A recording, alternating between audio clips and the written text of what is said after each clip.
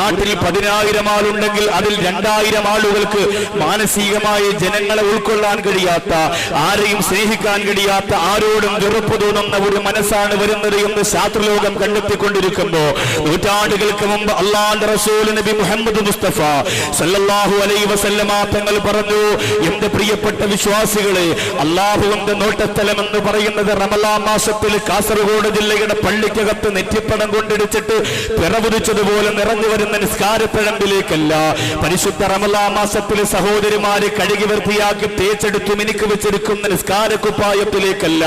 അല്ലാഹുവിന്റെ നോട്ടസ്ഥലം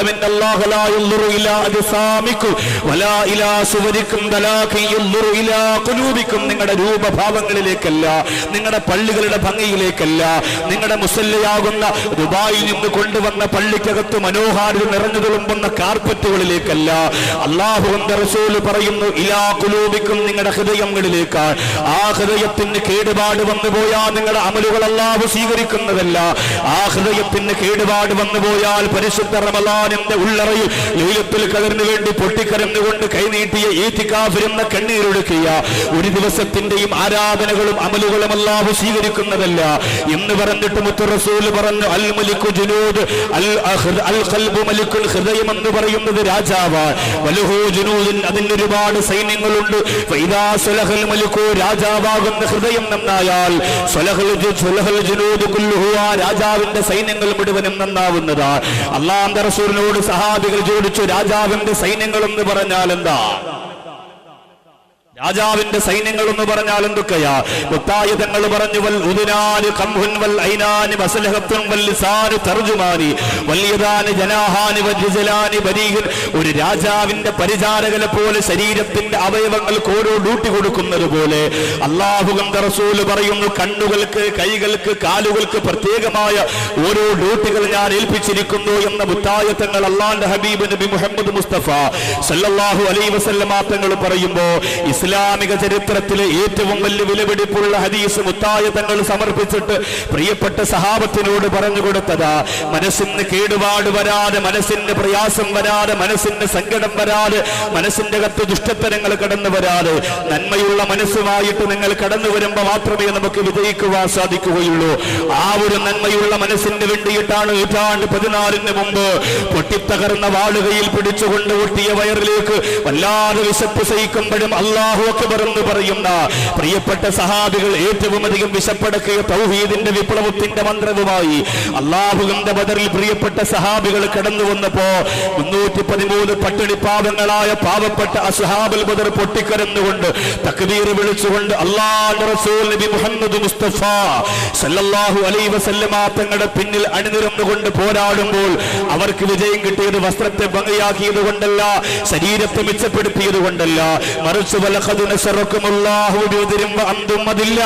നിങ്ങൾ ഏറ്റവും അധികം നിസ്സാരന്മാരായി കഴിഞ്ഞുകൂടിയപ്പോ അല്ലാഹു സുബ്ഹാനഹു വ തആല നിങ്ങളെ സഹായിച്ച ബദറിന്റെ ചരിത്രം നിങ്ങൾ മറന്നുപോയോ എന്ന് പരിശുദ്ധ ഖുർആനിന്റെ ഉള്ളറയിലൂടെ എന്റെ പ്രിയപ്പെട്ടവരെ അല്ലാഹു ഓർമ്മിപ്പിക്കുമ്പോ ആ ബദർ യുദ്ധം കഴിഞ്ഞു വന്ന പ്രിയപ്പെട്ട സഹാബത്തിനോട് അല്ലാഹുവിന്റെ റസൂൽ പറഞ്ഞത്, റജഅത്തും മിനൽ ജിഹാദിൽ അസ്ഗരി ഇലൽ ജിഹാദിൽ അക്ബരി, നിങ്ങൾ ഇപ്പോൾ കടന്നു വരുന്നത് ഏറ്റവും ചെറിയ യുദ്ധത്തിൽ നിന്ന് ഏറ്റവും വലിയ ഒരു യുദ്ധത്തിലേക്കാണ്. സഹാബികൾ പറഞ്ഞ നബിയെ, അല്ലാഹുവിന്റെ റസൂലേ, അബൂജഹൽ പിടഞ്ഞു വീണു പോലെ, ഉത്ബത്ത് പിടഞ്ഞു വീണു പോലെ, ശൈബത്ത് പിടഞ്ഞു പോയ ബദറിന്റെ രണാകണത്തെക്കാൾ ഏറ്റവും വലിയ യുദ്ധം ഇനി ലോകത്തേതാ ഉള്ളത് നബിയെ? തുരുമ്പ് പിടിച്ച വാളുമായിട്ട് ഏറ്റവും വലിയ പോരാട്ടത്തിന്റെ ചരിത്രം ഭൂമിയിൽ വരച്ചു കാണിച്ച അസ്ഹാബുൽ ബദറിനേക്കാൾ ഏറ്റവും വലിയ പോരാട്ടമുള്ളവർ ആരാ നബിയെ കടന്നു വരാനുള്ളത്? അല്ലാഹുവിന്റെ റസൂൽ പറഞ്ഞു, പ്രിയപ്പെട്ട സഹാബികള്, നിങ്ങളുടെ ശരീരത്തെ നിയന്ത്രിക്കാൻ, നിങ്ങളുടെ മനസ്സിനെ നിയന്ത്രിക്കാൻ നിങ്ങൾക്ക് ഇന്ന് കഴിയുന്നുവോ? ആ നിയന്ത്രണമാണ് ഒരു മനുഷ്യന്റെ ഏറ്റവും വലിയ ജിഹാദ് എന്ന് പറയുമ്പോ കാസർഗോഡ് ജില്ലയിലെ മാനസിക മൂല്യങ്ങൾ ഉയർത്തിപ്പിടിക്കുന്ന വികായയുടെ മക്കളുടെ ഈ പന്തലിന് താഴെ ഒരുമിച്ച് കൂടിയിരിക്കുന്ന പ്രിയപ്പെട്ട സഹോദരങ്ങള്, ആരാധനകൾ അല്ലാഹു സ്വീകരിക്കണമോ? സൽക്കർമ്മങ്ങൾ അല്ലാഹു സ്വീകരിക്കണമോ? പുണ്യങ്ങൾ അല്ലാഹു സ്വീകരിക്കണമോ? സ്വതക്കകൾ അല്ലാഹു സ്വീകരിക്കണമോ? തറാവീഹ് നമസ്കാരങ്ങൾ അല്ലാഹു സ്വീകരിക്കണമോ? നസീഹത്തുകൾ അല്ലാഹു സ്വീകരിക്കണമോ? സാധുക്കളുടെ കണ്ണീര് പെയ്യിട്ട് പടച്ചറമ്പുരാന്റെ സ്നേഹത്തിന്റെ വഴി തെളിച്ചു കൊടുക്കുന്ന പ്രവർത്തനങ്ങൾ അല്ലാഹു സ്വീകരിക്കണമോ? അവിടെ ഏറ്റവും അധികം ആവശ്യമുള്ളത് ആദ്യം അത് മനസ്സുകൊണ്ട് ചെയ്യുക. ആദ്യം മനസ്സിലേക്ക് സ്നേഹത്തിന്റെ കവാടങ്ങൾ തുറന്നു കൊടുക്കുക. അല്ലാഹുവിന്റെ റസൂൽ നബി മുഹമ്മദ് മുസ്തഫ അല്ലാഹുവിന്റെ റസൂൽ നബി മുഹമ്മദ് മുസ്തഫ സല്ലല്ലാഹു അലൈഹി വസല്ലമ തങ്ങൾ നൂറ്റാണ്ടുകൾക്ക് മുമ്പ് തന്റെ സഹാബത്തിനോടൊപ്പം ഇരിക്കുമ്പോ അല്ലാഹുവിന്റെ റസൂൽ പറഞ്ഞു കൊടുക്കുന്ന യത്ലു അലൈക്കുമുല്ലാന റജുലുൻ മിൻ അഹ്ലിൽ ജന്ന, സ്വർഗ്ഗത്തിലേക്ക് കടന്നു പോകുന്ന സ്വർഗ്ഗാവകാശിയായ ഒരു മനുഷ്യനിപ്പോ നിങ്ങളുടെ മുന്നിലേക്ക് കടന്നു വരുമെന്ന് പറയുമ്പോ സഹാബികളൊന്ന് കാണാൻ വേണ്ടി കൊതിയോടെ കാത്തിരിക്കുകയാ. ആരാണ് സ്വർഗ്ഗത്തിൽ കടന്നു പോകുന്നത്? ആരാ സ്വർഗ്ഗത്തിൽ കടന്നു പോകുന്നത്? പ്രിയപ്പെട്ട സഹാബികൾ കാത്തിരിക്കുമ്പോ അല്ലാഹുവിന്റെ റസൂൽ പറഞ്ഞ സ്വർഗ്ഗത്തിലേക്ക് കടന്നു പോകുന്ന മനുഷ്യനാ കടന്നു വരുന്നു. അൻസാരികളിൽപ്പെട്ട ഒരു മനുഷ്യൻ കടന്നു വരികയാ. ഉളുവെടുത്ത വെള്ളമാ പ്രിയപ്പെട്ട സഹോദരന്റെ താടി രൂപത്തിൽ ഇങ്ങനെ തിളങ്ങി നിൽക്കുകയാ. അത് ഇടത്തെ കയ്യിൽ ഉളുവെടുത്ത ഇടത്തെ കയ്യിൽ ഉളുവെടുന്നിട്ട് ചെരുപ്പൂരി കയ്യിൽ പിടിച്ചിരിക്കുകയാ. അല്ലാഹുവിന്റെ റസൂൽ പറഞ്ഞു, കണ്ടോ ആ നടന്നു പോകുന്ന ഉളുവിന്റെ വെള്ളം മുഖത്ത് വരണ്ടു നിൽക്കുന്ന പാവപ്പെട്ട മനുഷ്യനുണ്ടല്ലോ, ആ മനുഷ്യൻ സ്വർഗത്തിന്റെ ആളാണ്. സഹാബികൾ കൽബുരം തോന്നിപ്പോലെ ഒരു പ്രത്യേകതകളുമില്ല, ഒരു പ്രത്യേകതകളുമില്ല. സ്വർഗത്തിലേക്ക് കടന്നു പോകുമെന്ന് മുത്ത് റസൂൽ പറയാ മാത്രം ഭാഗത്തിലുള്ള ഒരു പ്രത്യേകമായ അടയാളങ്ങളുമില്ല. ഫലമാ കാണലുതു രണ്ടാമത്തെ ദിവസമായപ്പോ അല്ലാഹുവിന്റെ റസൂൽ വീണ്ടും പറയുകയാണ്, സ്വർഗത്തിലേക്ക് കടന്നു പോകുന്ന ഒരു മനുഷ്യൻ ഇപ്പൊ കടന്നു വരുന്നതാ. അല്ലാഹുവിന്റെ റസൂൽ പറഞ്ഞു തീരുമ്പോ രണ്ടാമത്തെ ദിവസവും ആദ്യം വന്ന മനുഷ്യൻ തന്നെ വരികയാ. മൂന്നാമത്തെ ദിവസവും ആദ്യം തന്നെ മനുഷ്യൻ തന്നെ വരികയാ. ആ സമയത്ത് Abdullahi ibn Amr bin Aas റളിയല്ലാഹു അൻഹു ആ സദസ്സിൽ നിന്ന് എഴുന്നേൽക്കുകയാണ്. എന്തേ ഈ മനുഷ്യൻ ഇങ്ങനെ സ്വർഗ്ഗം അല്ലാഹുവിന്റെ റസൂൽ ഉറപ്പിച്ചു പറയാനുള്ള കാരണം എന്ത്? ഒന്ന് പഠിക്കണമല്ലോ. എന്തേ കാരണമെന്നൊന്ന് പഠിക്കണമല്ലോ.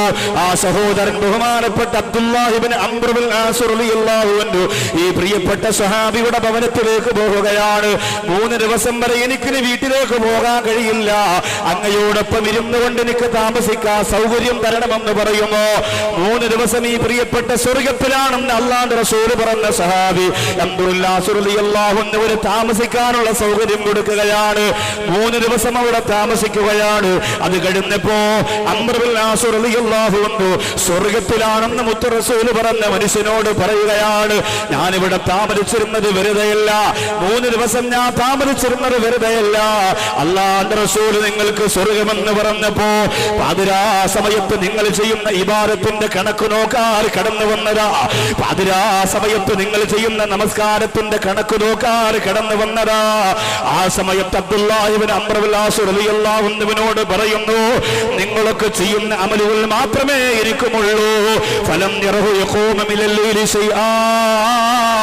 രാത്രി ഞാൻ ഒരുപാട് നമസ്കരിക്കുന്നത് കണ്ടില്ല എന്ന് നിങ്ങൾ പറഞ്ഞല്ലോ. ഞാനങ്ങനെ ഒരുപാട് കഷ്ടപ്പെട്ട് അമലുകൾ ചെയ്യാറില്ല. പക്ഷെ എനിക്ക് അല്ലാഹു ഒരു മനസ്സ് തന്നിട്ടുണ്ട്. പക്ഷേ എനിക്ക് അല്ലാഹു ഒരു മനസ്സ് തന്നിട്ടുണ്ട്. പക്ഷേ എനിക്ക് പടച്ചതമ്പുരാൻ ഒരു മനസ്സ് തന്നിട്ടുണ്ട്.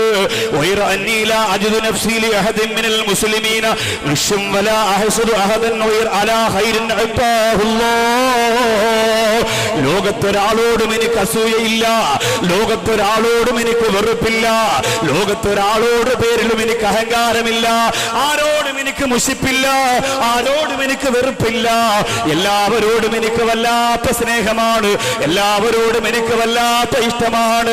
എന്റെ കുടുംബക്കാർക്ക് ഞാൻ ദുആ ചെയ്യലുണ്ട്, എന്റെ അയൽവാസികൾക്ക് ഞാൻ ദുആ ചെയ്യലുണ്ട്, എന്റെ നാട്ടുകാർക്ക് ഞാൻ ദുആ ചെയ്യലുണ്ട്, എന്റെ കുടുംബക്കാർക്ക് ഞാൻ കൂട്ടുകാർക്ക് ഞാൻ ദുആ ചെയ്യലുണ്ട്. ആ ഒരു മനസ്സിന് അല്ലാഹു തന്നതുകൊണ്ടാകാ അല്ലാഹുവിന്റെ റസൂൽ ഞാൻ സ്വർഗ്ഗത്തിലെന്ന് പറഞ്ഞത്. ആ സമയത്ത് Abdullahi ibn Amr bin Aas റളിയല്ലാഹു അൻഹു പറയുകയാണ്, ഫഹിയല്ലദീ ലാ നുതീഖ്. അതാണല്ലോ മനുഷ്യരെ കൊണ്ട് കഴിയാത്തതാണല്ലോ, മനുഷ്യരെ കൊണ്ട് കഴിയാത്തത് അതാണല്ലോ. എന്റെ കാസർഗോഡ് വന്നിരിക്കുന്ന പ്രിയപ്പെട്ട ആയിരക്കണക്കിന് പതിനായിരക്കണക്കിന് എന്റെ പ്രിയപ്പെട്ട ചെറുപ്പക്കാരാ, ഫുട്ബോൾ പോലും മറന്ന് ബ്രസീലിന്റെയും അർജന്റീനയുടെ തലയ്ക്ക് പിടിച്ച പ്രാന്ത് പോലും മറന്നിട്ട് അള്ളാന്റെ പള്ളിക്കകത്ത് തറാവീഹിന്റെ സുജൂദിൽ കിടന്ന് പൊട്ടിക്കിടന്ന എന്റെ ചെറുപ്പക്കാരാ, അത് സാധാരണ മനുഷ്യനെ കൊണ്ട് ചെയ്യാൻ പറ്റുന്നതാ. പണം മുടക്കിയിട്ട് മക്കത്ത് പോവുക എന്നത് ഒരു മനുഷ്യനെ കൊണ്ട് ചെയ്യാൻ പറ്റുന്നതാ.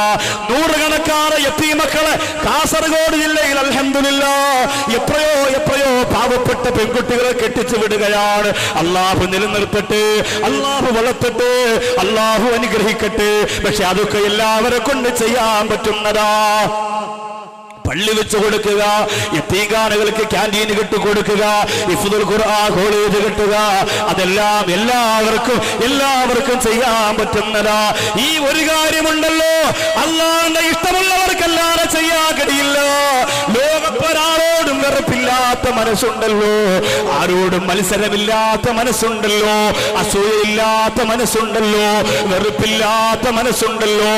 ആ മനസ്സ് മരതകമാണ്, ആ മനസ്സ് മാണിക്യമാണ്, ആ മനസ്സ് മുത്താണ്, ആ മനസ്സ് പടച്ചതമ്പുരാന്റെ പൊരുത്തമുള്ളതാ.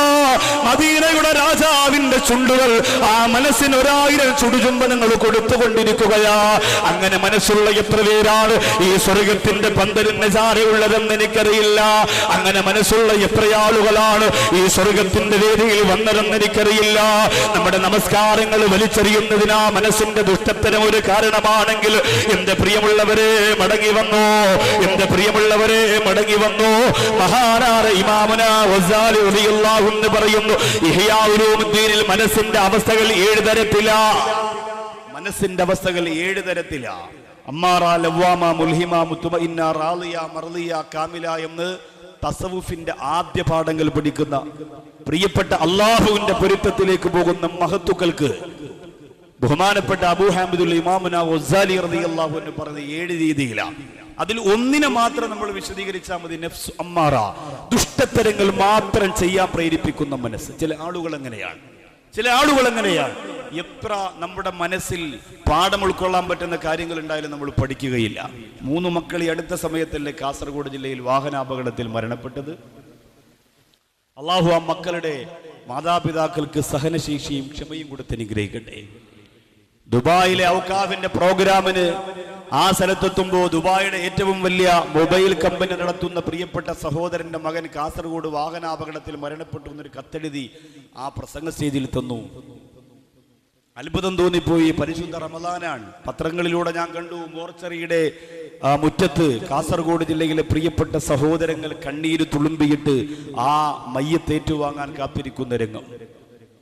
ഇങ്ങനെ ലോകത്ത് എന്തൊക്കെ സംഭവിച്ചാലും, ആരൊക്കെ മരണപ്പെട്ടാലും, എന്തൊക്കെ പരീക്ഷണങ്ങൾ കൊണ്ട് അള്ളാഹു പരീക്ഷിച്ചാലും വേദനിപ്പിച്ചാലും മനസ്സിന്റെ അംശം പോലും മാറ്റം വരാതെ കാടത്തം വരവിച്ചു പോലെ മനസ്സുമായി കിടന്നുകൂടുന്ന എത്രയോ ദുഷ്ടചിന്തയുടെ ആളുകൾ നമ്മുടെ നാട്ടിലുണ്ട്. അവര് ജനിച്ചപ്പോഴേ അങ്ങനെ ആയിരുന്നില്ല. അവരാരും ജനിച്ചപ്പോഴേ അങ്ങനെ ആയിരുന്നില്ല. നിങ്ങളൊക്കെ പറയുമല്ലോ, കാസർഗോഡ് അവിടെ കൊലപാതകം നടന്നു, ഇവിടെ കൊലപാതകം നടന്നു, അവിടെ മാനഭംഗം നടന്നു, അവിടെ കഞ്ചാവ് കൃഷി നടന്നു, അവിടെ കള്ളക്കച്ചവടം നടന്നു. അതിലൊക്കെ മുസ്ലിം സമുദായത്തിന്റെ നാമധാരികളുടെ ഫോട്ടോ പത്രങ്ങൾ ഇങ്ങനെ കാണുമ്പോൾ വല്ലാത്ത സങ്കടം തോന്നിപ്പോകാറുണ്ട്. പക്ഷേ അവര് ജനിച്ചപ്പോഴേ അങ്ങനെ ആയിരുന്നില്ല.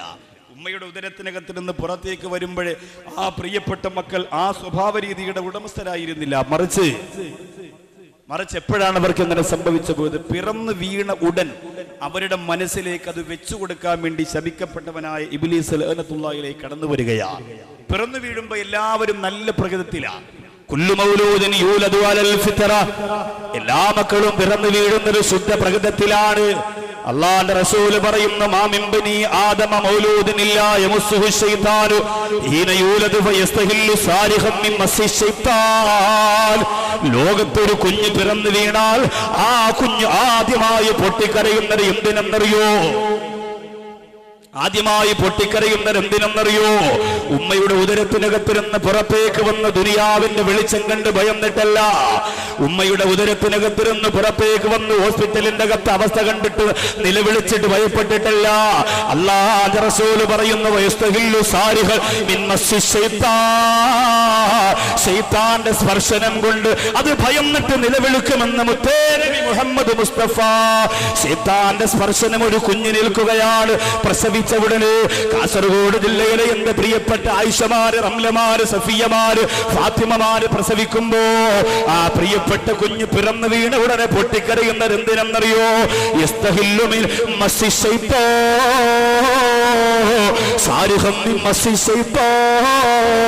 പിശാച് വന്ന കുഞ്ഞിനെ ഇങ്ങനെ തൊടുകയാ, പിശാച് വന്ന കുഞ്ഞിന്റെ മുഖത്ത് നോക്കിയിട്ട് ഇങ്ങനെ അട്ടഹസിക്കുകയാ.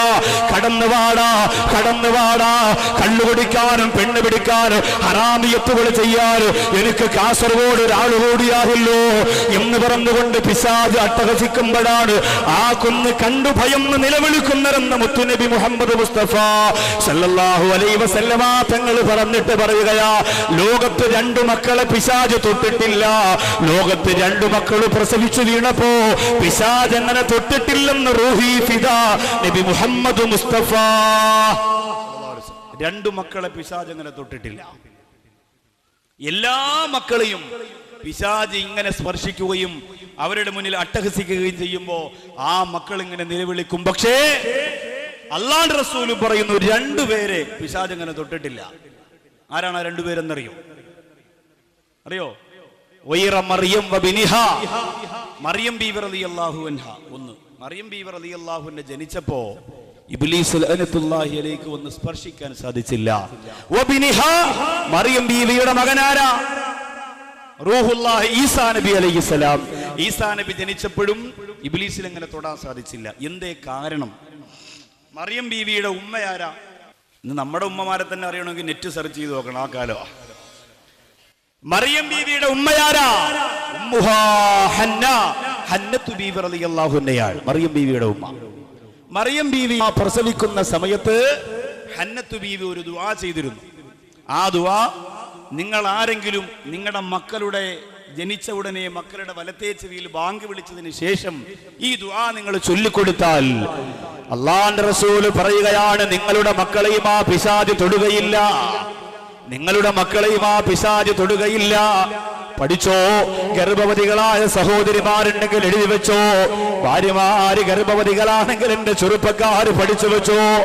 ഹന്നത്ത് ബീവി റളിയല്ലാഹു അൻഹ ചെയ്ത ദുആ എന്തെന്നറിയുമോ? വലത്തേ ചെവിയിൽ ബാങ്ക് വിളിച്ചു വിടുന്നിട്ട് അല്ലാഹുവിന്റെ റസൂൽ ആ ദുആ നിങ്ങളുടെ പ്രിയപ്പെട്ട മക്കളുടെ ചെവിയിൽ ഇങ്ങനെ ഓതിക്കൊടുക്കണമെന്ന് പറയുകയാണ്. ഇന്നി ഉഈദുഹാ ബിക വദുരിയതഹാ മിനശ് ശൈത്താനിർ റജീം. ഇന്നി ഉഈദുഹാ ബിക വദുരിയതഹാ മിനശ് ശൈത്താനിർ റജീം. അല്ലാഹുവേ, പടച്ചവനെ, ഈ പ്രിയപ്പെട്ട കുഞ്ഞിനെയും ആ കുഞ്ഞിന്റെ സന്താന പാരമ്പര്യത്തെയും ശപിക്കപ്പെട്ട പിശാചിന്റെ കെണിവലയിൽ നിന്ന് നീ കാത്തുവല്ലണേ അല്ലാഹ്. ഇന്നി ഉഈദുഹാ ബിക വദുരിയതഹാ മിനശ് ശൈത്താനിർ റജീം എന്ന ദുആ കുഞ്ഞി പിറന്നാൽ വലത്തേ ചെവിയിൽ ബാങ്ക് വിളിച്ച ഉടനെ നിങ്ങൾ പറഞ്ഞു കൊടുക്കണമെന്ന് മുത്ത് റസൂൽ നബി മുഹമ്മദ് മുസ്തഫ സല്ലല്ലാഹു അലൈഹി വസല്ലം. ബാങ്ക് വിളിക്കാൻ ഭർത്താവ് നാട്ടിലുണ്ടെങ്കിൽ സാധാരണ ഭർത്താക്കന്മാർക്കാണ് അതിന് പെട്ടെന്ന് കഴിയുക. സ്ത്രീകൾ തന്നെ ചെയ്താലും മതിയെന്നാണ് പണ്ഡിതന്മാർ പറയാം. പ്രസവിച്ച സ്ത്രീക്ക് തന്നെ ചെയ്യാം. അശുദ്ധിയുടെ സമയമാണെങ്കിൽ പോലും ഈ ബാങ്ക് ആ കുഞ്ഞിന്റെ ചെവിയിൽ ഓതിക്കൊടുക്കാം. ഈ ആയത്ത് ദിക്റാണ് എന്ന ചിന്തയിൽ ആ കുഞ്ഞിന്റെ വലത്തെ ചെവിയിൽ ഓതിക്കൊടുക്കാം. ആണുങ്ങൾ ആരും സ്ഥലത്തുണ്ടാവില്ലല്ലോ ഭാര്യമാര് പ്രസവിക്കുമ്പോൾ. കല്യാണം കഴിഞ്ഞ് 3 മാസം കഴിയുമ്പോൾ നേരെ ഖത്തർ, കുവൈറ്റ്, ഇറാഖ്, അള്ളാഹു ദുബായിൽ ചെന്നാലും ഒരു പ്രദേശം കാസർഗോഡ് ജില്ല തന്നെ. ഇവിടെ ഒരു വ്യക്തിയുടെ പേര് തന്നെ ഖത്തറെന്നാണ്. അള്ളാഹു താല ദീർഘായുസ് കൊടുക്കട്ടെ. ഖത്തർ ഹാജി അന്തം വിട്ടിരിക്കുക. ഒരു വ്യക്തിയുടെ പേര് തന്നെ ഖത്തറെന്നാ. അള്ളാഹു താല ദീർഘായുസ് കൊടുക്കട്ടെ. മുനവ്വർ അലി തങ്ങൾ എന്നെ ഫോൺ വിളിച്ചിട്ട് പറഞ്ഞത്, എന്തെങ്കിലും ഒരു സാധ്യതയുണ്ടെങ്കിൽ പാണക്കാട് തങ്ങന്മാർ അങ്ങനെ ഈ ഡേറ്റിന് വേണ്ടി എന്നെ കബീർ ഉസ്താദിനെ നിർബന്ധിക്കലില്ല. കാരണം അവർ നിർബന്ധിച്ച ചെയ്യേണ്ടി വരും. അങ്ങനെ വരുമ്പോൾ നമ്മളെ അതൊരു വിഷമിപ്പിക്കലാണെന്ന് അവർക്കറിയാം. അതാണ് അവരുടെ മനസ്സ് മൃദുലമല്ലേ. പക്ഷെ ഈ ആദ്യമായിട്ട് പല ആവശ്യങ്ങളും വിളിച്ച് പ്രസംഗ ഡേറ്റിന് വേണ്ടി അങ്ങനെ അവരാരും നമ്മളങ്ങനെ വേദനിപ്പിക്കലില്ല. വിളിച്ചിട്ട് പറഞ്ഞു, കാസർഗോഡ് ജില്ലയുടെ ഒരാളെ പേര് ഞാൻ എൻ്റെ നെഞ്ചിൽ എഴുതി വെച്ചിരിക്കുകയാണെന്ന് പറഞ്ഞു. അപ്പൊ പിന്നെ എനിക്ക് തോന്നി, എന്നാ പിന്നെ ആ വ്യക്തി ആരെന്ന് അറിയണമല്ലോ. മുനവല്ലി തങ്ങൾ പറഞ്ഞു ഖത്തർ ഹാജി എന്ന് പറയും. ഞാൻ പറഞ്ഞ് അബൂബക്കർ ഹാജി, മുഹമ്മദ് ഹാജി, ഇസ്മായിൽ ഹാജി, മൂസ ഹാജി എന്നൊക്കെ കേട്ടിട്ടുണ്ട്. ഒരു രാജ്യത്തെ ആദ്യമായിട്ടാണ് ഒരു ഹാജിയാർ അറിയപ്പെടുന്നത്. അപ്പോൾ അതുകൊണ്ട് ആ പാവപ്പെട്ട പ്രിയപ്പെട്ട സഹോദരന് വേണ്ടിയിട്ട് നിങ്ങൾക്ക് അള്ളാഹുവിനെ സാക്ഷി നിർത്തി പറയണം. അള്ളാനെ സാക്ഷി നിർത്തി പറയണം, കൊടുക്കാൻ പറ്റുന്ന അവസാന 10 പകൽ സമയത്ത് നിങ്ങൾക്ക് പോയി മടങ്ങി വരാൻ പറ്റുന്നൊരു ദിവസമുണ്ടോ? ഞാൻ പറഞ്ഞു 23-ാം തീയതി ഉണ്ട്. 22-ാം തീയതി ഇന്നലെ പ്രോഗ്രാം പെരിന്തൽമണ്ണ നെഹ്റു സ്റ്റേഡിയത്തിൽ അവസാനിപ്പിക്കുമ്പോൾ 2:30 മണി കഴിഞ്ഞു. ദുആ മജ്‌ലിസ് എല്ലാം കഴിഞ്ഞിറങ്ങുമ്പോൾ 3 മണി കഴിഞ്ഞു. ആ മജ്‌ലിസിൽ നിന്നാണ് ഇവിടേക്ക് ഞാൻ വന്നത്. അപ്പോൾ അത് എനിക്ക് വീട്ടിലേക്ക് പോകാനുള്ള, വീട്ടിൽ ഒരു ദിവസം നോമ്പ് തുറക്കാനുള്ള ഒരു ദിവസമാണ്. തങ്ങൾ പറഞ്ഞാൽ അത് ഞാൻ മാറ്റാം. കാരണം നമുക്ക് നമ്മുടെ ജീവിതത്തിൽ അവരല്ലേ ഉള്ളൂ, എൻ്റെ പ്രിയപ്പെട്ടവരെ, അവരേ ഉള്ളൂ. പാണക്കാട് സയ്യിദ് മുഹമ്മദ് അലി ശിഹാബ് തങ്ങളെ അതുപോലെ വരച്ചു വെച്ചിരിക്കുകയാണ് സയ്യിദ് മുനവ്വർ അലി ശിഹാബ് തങ്ങൾ. അള്ളാഹു അവരുടെ ഗുരുത്വവും പൊരുത്തവും നമുക്ക് തരട്ടെ. നമുക്ക് അവരേ ഉള്ളൂ ചൂണ്ടിക്കാണിക്കാൻ.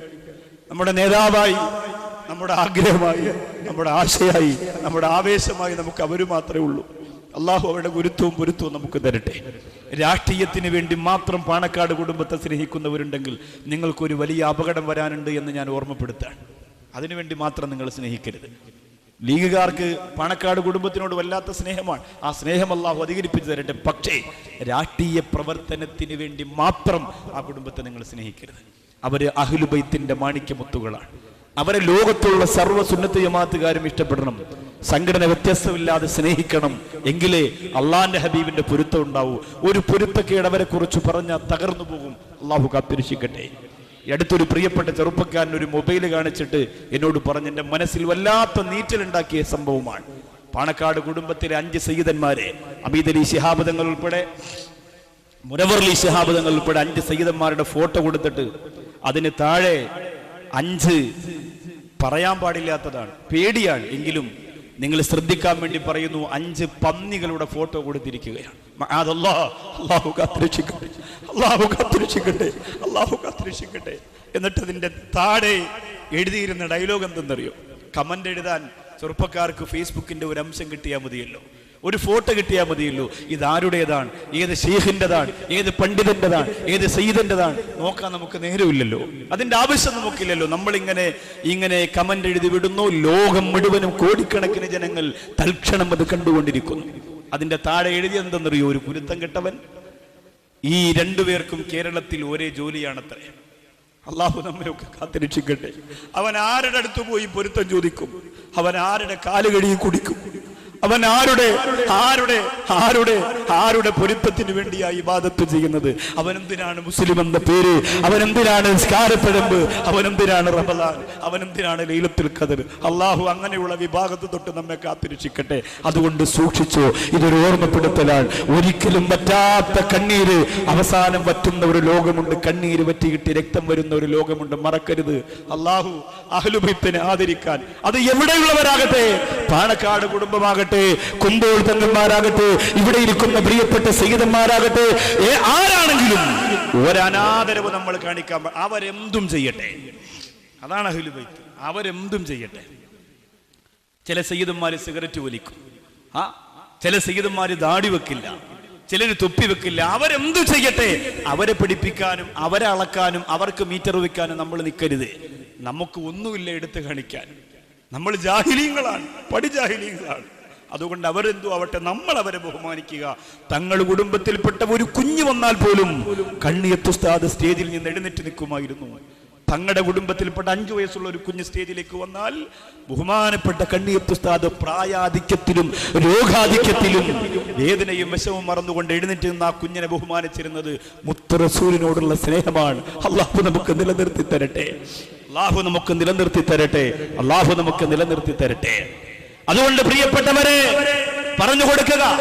നമ്മുടെയൊക്കെ എത്രയോ ചെറുപ്പക്കാർ ഗൾഫ് രാജ്യങ്ങളിലാണ്. ഭാര്യ പ്രസവിക്കുമ്പോ ബാങ്ക് വിളിക്കാനും ആയത്തോതാനും ഒരു നാട്ടിലില്ല, അവര് നാട്ടിലില്ല. പക്ഷേ ഈ സഹോദരിമാർക്കാണെങ്കിൽ പലരും ഇത് പഠിപ്പിച്ചു കൊടുത്തിട്ടുമില്ല, അവർക്കത് ചെയ്യാനുള്ള അവസരങ്ങളുമില്ല. ഹോസ്പിറ്റലുകളൊക്കെ അധികവും ക്രിസ്ത്യാനികളുടെ പേരിലാണ്. മുസ്ലിങ്ങളുടെ പേരിലുള്ള ഹോസ്പിറ്റലുകൾ നമ്മൾ തന്നെ പോകലില്ല. എന്തുകൊണ്ടാ? ഞാൻ പോയിട്ട് എന്റെ ഭാര്യ പ്രസവിച്ചിട്ട് അവനങ്ങനെ കാശുണ്ടാക്കണ്ട എന്ന് നമ്മൾ പറയും. അതാണ് നമ്മുടെ മനസ്സിന്റെ ദുഷ്ടത്തരമത. മുസ്ലിം സ്കൂളിൽ നമ്മളെ മക്കളെ നമ്മൾ പഠിപ്പിക്കൂല. പള്ളിയിൽ ഓഡിറ്റോറിയം ഉണ്ടെങ്കിൽ അവിടെ നമ്മുടെ മോളെ കല്യാണം നടത്തൂല. പള്ളിയിൽ സ്കൂൾ ഉണ്ടെങ്കിൽ അവിടെ നമ്മുടെ മക്കളെ ചേർത്ത് പഠിപ്പിക്കൂല. അങ്ങനെ അവിടുത്തെ സെക്രട്ടറി അങ്ങനെ അഹങ്കരിക്കണ്ട എന്ന് പറഞ്ഞിട്ട് നാം നമ്മുടെ മക്കളെ കണ്ടവന്റെ അടുക്കള വരമ്പാൻ കൊണ്ടിട്ട് കൊടുക്കും. അല്ലാഹു കാത്തിരക്ഷിക്കട്ടെ. കല്യാണം കഴിഞ്ഞ് 3 മാസം, ഭാര്യയ്ക്ക് 1 മാസം ആകുമ്പോൾ നിങ്ങൾ ഗൾഫിൽ പോവും. ഭാര്യ പ്രസവിച്ച് മക്കൾക്ക് 2 വയസ്സാകുമ്പോൾ നാട്ടിൽ വരും, 2 മാസം നിൽക്കും, ഭാര്യയ്ക്ക് 1 മാസം ആകുമ്പോൾ വീണ്ടും പോകും. ഇത് തന്നെ നിങ്ങളുടെ പരിപാടി, ഇവരെ ജോലി പ്രസവിക്കലും ബാങ്ക് വിളിക്കലും. അപ്പൊ വല്ലപ്പോഴും നാട്ടിൽ നിന്ന് ഒരു കുഞ്ഞിനെങ്കിലും ചെവിയിലൊന്ന് ബാങ്ക് വിളിച്ചു കൊടുക്കാനുള്ള ഒരു താല്പര്യം നിങ്ങൾ കാണിക്കണം, ചെയ്യണം. ഈ അടുത്ത സമയത്ത് പത്രത്തിലൂടെ വായിച്ചതാ, ഒരുപാട് കാത്തിരുന്നിട്ട് കിട്ടിയ പ്രിയപ്പെട്ട പൊന്നുമോന്റെ വലത്തേ ചെവിയിൽ ഉപ്പ ബാങ്ക് വിളിക്കുകയാ. ബാങ്ക് വിളിച്ചുകൊണ്ടിരിക്കുമ്പോ അറ്റാക്ക് വന്ന് മരിച്ചുപോയി. പത്രത്തിലൂടെ നിങ്ങൾ വായിച്ചതാ. ബാങ്ക് വിളിച്ചുകൊണ്ടിരുന്നപ്പോ അറ്റാക്ക് വന്ന് മരിച്ചുപോയി. പത്രത്തിലൂടെ വായിച്ചതാ. അല്ലാഹുവേ, ഞങ്ങളുടെ മക്കളെ നീ പിശാചിന്റെ മക്കളാക്കല്ലേ അല്ലാ. ഞങ്ങളുടെ മക്കളെ നീ കഞ്ചാവ് കച്ചവടക്കാരാക്കല്ലേ അല്ല. ഞങ്ങൾ തൊപ്പിയും താടിയും വെച്ച് പള്ളിക്കകത്ത് പോയി നമസ്കരിക്കുമ്പോ ആ പള്ളിയുടെ മുമ്പിലൂടെ പോകുന്ന സുന്ദരിയാറ് പെൺകുട്ടികള് മാനഭംഗപ്പെടുത്തുന്ന ഏറ്റവും വലിയ ക്രൂരതയുടെ മനസ്സിന്റെ ഉടമയാക്കി ഞങ്ങളുടെ പ്രിയപ്പെട്ട മക്കളെ മാറ്റല്ലേ ഉള്ളോ. ഞങ്ങളുടെ പ്രിയപ്പെട്ട മക്കളെ മാറ്റല്ലേ ഉള്ളോ. ഗൗരവത്തോടെ ചിന്തിക്കുക. മഹാന്മാര് പറയുകയാണ്, ഇബ്ലീസ് ലഅനത്തുല്ലാഹി അലൈഹി നിങ്ങളുടെ നല്ല മനസ്സിനെ ദുഷിപ്പിക്കാൻ, നിങ്ങളുടെ നല്ല മനസ്സിനെ ദുഷിപ്പിക്കാൻ നിങ്ങൾ അറിയാതെ കടന്നു വരുന്ന 4 മാർഗങ്ങളുണ്ട്. നിങ്ങൾ അറിയാതെ കടന്നു വരുന്ന 4 മാർഗങ്ങളുണ്ട്, പഠിച്ചു വെച്ചുകൊള്ളുക. നന്മയുട്ട മനസ്സിലേക്ക് ഇബ്ലീസ് വിഷം കുത്തിവെക്കുന്ന 4 രീതിയിലാ. നന്മയുള്ള മനസ്സിലേക്ക് ഇബ്ലീസ് വിഷം കുത്തിവെക്കുന്നത് 4 രീതിയിലാ. ആ രീതി നിങ്ങൾ പഠിച്ചു വെച്ചോ. ഇന്ന ശൈത്താന യജ്രി മജ്റദ്ദമി, ഓരോ മനുഷ്യന്റെയും മനുഷ്യ മക്കളുടെ ശരീരത്തിൽ രക്തമോടുന്നത് എവിടെയാണ്, അവിടെയൊക്കെ ഇബ്ലീസ് സഞ്ചരിക്കുമെന്ന് മുത്ത് നബി മുഹമ്മദ് മുസ്തഫ സല്ലല്ലാഹു അലൈഹി വസല്ലമ തങ്ങൾ പറയുമ്പോ അല്ലാഹുവിന്റെ റസൂൽ പറയുകയാ, 4 രീതിയിലൂടെ മക്കളെ, യുവത്വമേ, സഹോദരങ്ങളെ, സഹോദരിമാരെ, നിന്റെ നല്ല മനസ്സിനെ ഇബ്ലീസ് നശിപ്പിക്കുമെന്ന് മുത്ത് നബി പരിചയപ്പെടുത്തുകയാ. അതിലൊന്നാമത്തെ എന്തെന്നറിയോ,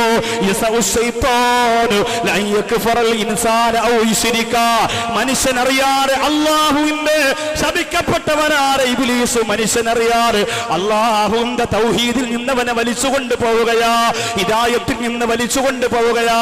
അവൻ കാഫിറായ വിവരം അവൻ പോലും അറിയുന്നില്ല. അവൻ കാഫിറായ വിവരം അവൻ പോലും അറിയുന്നില്ല. ഇബ്ലീസിന്റെ തന്ത്രമാണ്, ഇബ്ലീസിന്റെ തന്ത്രമാണ്. നിങ്ങൾ അവിടെ റമളാൻ മാസത്തിൽ നോമ്പ് പിടിച്ച് തിരക്കുകൾ മാറ്റിവെച്ചിട്ട് ഈ സദസ്സിൽ വന്നിരിക്കുന്നത് കാഫിറാകാനാണോ? പൊട്ടിക്കരന്നുകൊണ്ട് സ്വർഗത്തിന്റെ വേദിയിൽ ആവേശത്തോടെ അല്ലാഹുവിന്റെ ദീൻ പറയുന്ന ഞങ്ങള് കാഫിറാകുന്നതിന് വേണ്ടിയാണോ ഈ ത്യാഗം ചെയ്യുന്നത്? കാഫിറാകുന്നതിന് വേണ്ടിയാണോ? ലക്ഷക്കണക്കിന് കോടിക്കണക്കിന് രൂപ സുന്നത്ത് ജമാഅത്തിന്റെ ഇഖ്ലാസുള്ള മുഖ്ലിസീങ്ങളായ മുത്തഖീങ്ങളായ മുഹിബ്ബീങ്ങളായ പണ്ഡിതരെ നേതൃത്വം കൊടുക്കുന്ന പ്രസ്ഥാനത്തിന് വേണ്ടി ചെലവഴിക്കുന്ന ഈ സ്റ്റേജിലിരിക്കുന്ന ബിസിനസ്സുകാർ അത് ചെലവഴിക്കുന്നവരെന്തിനാ? കാഫിറായി ചത്തൊടുങ്ങാനാണോ? ഈ തലമറച്ചുകൊണ്ട് വെറുതെയിട്ടുകൊണ്ട് റമളാനിന്റെ ആവശ്യങ്ങളൊക്കെ മാറ്റിവെച്ചുകൊണ്ട് സ്വർഗത്തിന്റെ വേദിയിൽ ആവേശത്തോടെ മഴ തേടുന്ന വീടാമ്പലിനെ പോലെ സ്വർഗത്തിന്റെ വേദിയിൽ പഠിച്ചുകൂടിയ ഇന്ന് പ്രിയപ്പെട്ട ഉമ്മ കാഫിറാകാൻ വേണ്ടിയിട്ടാണോ? കാഫിറാകാൻ വേണ്ടിയിട്ടാണ്? ഒരിക്കലുമല്ല. അല്ലാഹുവേ, ഞങ്ങളെ മുസ്ലിമാക്കി മരിപ്പിക്കണേ അല്ലോ, ഞങ്ങളെ മുസ്ലിമാക്കി മരിപ്പിക്കണേ അല്ലോ. പക്ഷേ ഇബ്ലീസ് കടന്നു വരും, നമ്മളറിയൂല. നമ്മളറിയാതെ നമ്മളെ കാഫിറാക്കിയിട്ട് അവൻ തിരിച്ചു പോകും. ആ വടി നിങ്ങൾ സൂക്ഷിക്കണേ, ആ വടി നിങ്ങൾ സൂക്ഷിക്കണേ. നമ്മളറിയാതെ ഇബ്ലീസ് നമ്മളെ കാഫിറാക്കുന്ന എളുപ്പമുള്ള 2 വഴി ഞാൻ പറഞ്ഞു തരാം. അപ്പോ നിസ്സാരമായ 2 ചിന്തകൾ ഉദാഹരണത്തിന് പറയാം. നമ്മളറിയാതെ നമ്മൾ കാഫിറായി പോകുന്ന 2 ചിന്ത ഞാൻ പറഞ്ഞു തരട്ടെ. ഞെട്ടിപ്പോകും നിങ്ങൾ. ഒരാൾ നിങ്ങളെ നിസ്കരിക്കാൻ വേണ്ടി വിളിക്കാം പള്ളിയിലേക്ക്. ആ സമയത്ത് നിങ്ങൾ പറയുന്നു, ഈ നിസ്കാരമൊന്നും എനിക്ക് പറഞ്ഞിട്ടുള്ള കാര്യമല്ല എന്നൊരാൾ പറഞ്ഞാൽ ആ സമയത്ത് അവൻ ഇസ്ലാമിൽ നിന്ന് പുറത്തായി. അള്ളാഹു നമ്മെ കാത്തിരക്ഷിക്കട്ടെ. ഈ നിസ്കാരമൊന്നും എന്നെ പോലുള്ളവർക്കും എനിക്കും പറഞ്ഞിട്ടുള്ള കാര്യമല്ല എന്നൊരാൾ പറഞ്ഞാൽ മതി, അവൻ ഇസ്ലാമിൽ നിന്ന് പുറത്തായി. എന്തൊരു അപകടകരമായ ചിന്തയാണ്. വേറൊരാളോട് പറയുന്നു, നീ നമസ്കരിക്കാൻ വരുന്നില്ലേ പള്ളിയിൽ? റമളാനല്ലേ, എല്ലാവരും വരുന്നുണ്ടല്ലോ. ആ സമയത്ത് അവൻ പറയുന്നു, ഞാനൊന്നും നമസ്കരിച്ചിട്ടൊരു കാര്യമില്ല, ഞാനൊന്നും നമസ്കരിച്ചിട്ടൊരു കാര്യമില്ല എന്ന് പറഞ്ഞാൽ തൽക്ഷണം വിത്തിൻ സെക്കൻഡ് അവൻ ഇസ്ലാമിൽ നിന്ന് പുറത്താണ്. അള്ളാഹു നമ്മെ കാത്തിരക്ഷിക്കട്ടെ. ഇത് സാധാരണ ഏറ്റവും നിസ്സാരമായ 2 ചിന്ത ഞാൻ പറഞ്ഞതാ. പള്ളിയിൽ നിന്ന് ബാങ്ക് കേൾക്കുമ്പോൾ ഈ ബാങ്ക് കൊണ്ടൊരു ശല്യമായി എന്ന് പറഞ്ഞ് ജനാല ശക്തിയിൽ പിടിച്ചടയ്ക്കുന്ന പെണ്ണേ, അള്ളാഹുവിന്റെ ദീനിൽ നിന്ന് നീയും പുറത്താണ്.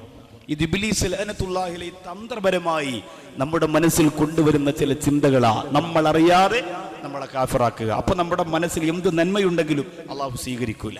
അവിടെ ഇബ്ലീസ് ഏറ്റവും പ്രധാനപ്പെട്ട പോയിന്റിൽ ഇബ്ലീസ് പിടിക്കും, നമ്മൾ തകർന്നു പോകും. 2, ശപിക്കപ്പെട്ട ഇബ്ലീസ് രണ്ടാമത് ചെയ്യുന്നത് എങ്ങനെയാ?